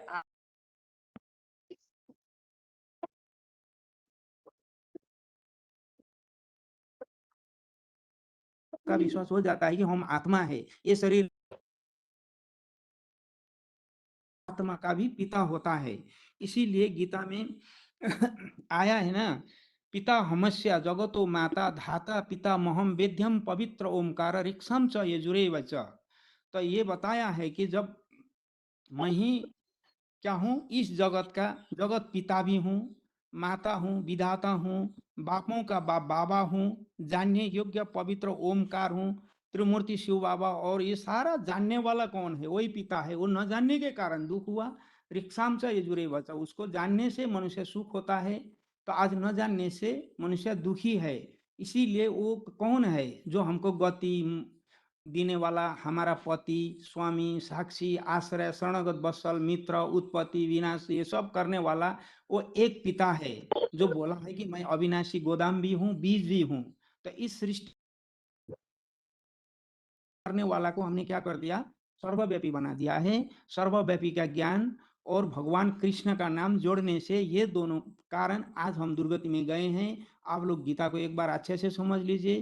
कोई भी एक श्लोक ऐसा नहीं है कि जो साकार भगवान है, जो निराकार बताया है, जिसमें भी वो आता है उनको भी ऐसे ही बनाता है। ये सारा 700 श्लोक के अंदर इसी बात का प्रमाण दिया है कि भगवान आके जो ज्ञान देता है उससे मनुष्य ऊपर उड़ता है। जहाँ से नीचे गिरा है मनुष्य, वहां से ऊपर उड़ता है। तो इसीलिए मैं ऊर्ध्व गति में ले जाता हूँ। ये सारा बात आया है। इस हिसाब से हम बताएंगे कि वो भगवान है जो अजन्मा है, अकर्ता है, अभोक्ता है। तो आज हम समझते हैं कि कृष्ण भगवान है, तो कृष्ण भगवान होने के कारण आज हमको दुख होता है। कृष्ण तो 16 कला संपन्न दिखाया है, 16,000 रानियों उनके पास दिखाया है, तो उनका चरित्र बचपन का भी दिखाता है। तो फिर ऐसा कला दिखाता है, तो मनुष्य समझ नहीं पाने के कारण जो आज आधा से भी ज्यादा मनुष्य भगवान नहीं मान रहे हैं। तो भगवान जो निराकार था, जो निराकार आकर साकार में बनाता, साकार में उस निराकार को समान बनाता था, वो महादेव को ही लागू होता था। उस महादेव को, जो देवों का भी देव महादेव है, उसको न जानने के कारण, एक पिता को न जानने के कारण आज दुर्गति हुआ है। कहते तो है भारत माता की जय, तो भारत माता है, पिता कौन है? पिता को कोई नहीं पहचानता है। जब पिता को ही नहीं पहचानते हैं तो माता कैसे होती है? माता तो कोई विधवा नहीं होती है। माता जब पिता होता है, पिता को जानना चाहिए। पिता को पहचान मिलने के बाद हम उत्तम गति में जाता है। तो वो बोलता है कि मैं आकर एक सत्ता सनातन धर्म को स्थापना करता हूँ। ये भी गीता में आया है। मैं ही हूँ जो राज विद्या सिखाने वाला, जो आकर राजाओं का भी राजा बनाता हूँ, जो अधोगति में जाने वाले को भी ऊर्ध्व गति में ले जाता हूँ। ये सबको संसार में गति देने वाला मैं हूँ, मुक्ति देने वाला मैं हूँ, देवों का देव महादेव बनाने वाला मैं हूँ, जो आज ये सृष्टि को परम पद विष्णु पद है वो भी बनाने वाला मैं हूँ, इस गीता में लिखा है। लेकिन हम इतने गीता पाठ करते हैं तो कहाँ उनका मिला है। तो वो सूर्यवंशी बुलाते बताते हैं राम को। आज भक्ति मार्ग में भी बोलते हैं 4 राम को। एक राम बोलते हैं सबके घट में है, एक राम बोलते हैं कि 3 लोक में व्यापक है, एक राम को बोलते हैं कि दशरथ के घर में पुत्र था। तो बोलते हैं फिर चौथा राम है जो तीनों लोकों से न्यारा। तो 3 लोक से न्यारा राम कौन है वो जानना चाहिए। ये हमारा आध्यात्मिक विश्वविद्यालय के माध्यम से आपको जानकारी प्राप्त होती है। आइएगा तो जब गीता का पूरा आप सार समझिए तो सार समझने के बाद आपको ये बुद्धि में आएगा। तो न अभी ऐसे ही हम पढ़ते रहेंगे तो पढ़ने के बाद कोई रटने से कोई नहीं होता है। एक दोहा भी हमने सुने थे, पढ़े गुने विचारे नहीं अनजाने का दोहा। ये जो कबीर जी गाते थे कि जो न विचार के गाते हैं वो पहाड़ के अंदर में लोहा जैसी होती है। जैसा आज मनुष्य गुरु तो बहुत है, गुरु को पहचाना नहीं, इसीलिए बोलता है ना, गुरु किया देह को सदगुरु चीने नहीं, भव सागर के जाला में जीव बही बही जाए। तो आज हम देह को गुरु समझ रहे हैं, सदगुरु को नहीं मान रहे हैं, इसीलिए हमारा आज अधोगति हो रही है। जब हम भगवान को जानने के लिए ये गीता पाठ के बारे में 7 डेज का कोर्स आध्यात्मिक विद्यालय के माध्यम से आप जानेंगे तो आपका कल्याण होता है। आप इसको जानिएगा, इस हिसाब से बताएंगे दीदी। ठीक है, आगे बताइए। जी दीदी, हाँ। अभी जो बात शांति चल रही थी ना आर्यभट्ट की, जी दीदी, तो फिर उसके लिए बोलना चाह रही थी कि मैंने जैसे मुरली में जो सुना वो शेयर कर रही हूँ कि जैसे बाबा बोलते हैं यादवों का हेड। तो यादवों का हेड शंकर को क्यों बताया, क्योंकि जो वैज्ञानिक हैं वो बॉम्ब सिर्फ बनाते हैं पर उनमें फोड़ने की ताकत नहीं है। तो उस आधार पे वो यादवों का हेड बताया गया। तो जो मतलब वैज्ञानिक हम द्वापर युग से ढूंढ रहे हैं कि बाबा का पार्ट होगा, तो शायद वो पता नहीं होगा कि नहीं, क्योंकि बाबा ने ये भी मुरली में बताया हुआ है कि जो जितनी भी विदेशी पढ़ाइयाँ निकली है वो विदेशियों से निकली है। जो भी हम लोग आजकल डॉगली पढ़ाई, बाबा ने डॉगली पढ़ाई बोला था, डॉगली पढ़ाई विदेशियों से निकली है। और एक ये भी बताया था कि जो भी आविष्कार हुए हैं वो विदेशियों से हुए हैं। और जैसे बाबा ये भी बोल रहे थे एक बार मुरली में कि जैसे कि वकीलों और न्याय जो आजकल जो जजेस हैं वो न्याय नहीं कर पाते हैं, तो उस आधार पे बाबा ने धर्मराज से टैली करते हुए बताया था। तो मेरा कहने का मतलब है, जैसे बाबा राम साहूकार भी बोलते हैं, जो त्रेता में राम साहूकार नहीं बनता है वो यहाँ संगम युग की ही बात है। तो जो भी फील्ड्स हैं, जो भी क्षेत्र में हम बाबा का पार्ट ढूंढ रहे हैं ना, वो शायद संगम युग में ही बाबा ने बीज रूप में प्ले किया होगा। और जो बाबा द्वापर युग से बताते हैं कि सबसे बड़ा राजा और ये व्यास का पार्ट है, ये सब तो उन्होंने बताया जो ज्ञान के क्षेत्र में ही ऊंचा रहा है या राजा रहा है। यहाँ तक कि साहूकार का भी बाबा ने संगम युग में ही बताया हुआ है कि सबसे बड़ा साहूकार भी वही बनता है, कैसे, राम के रूप में।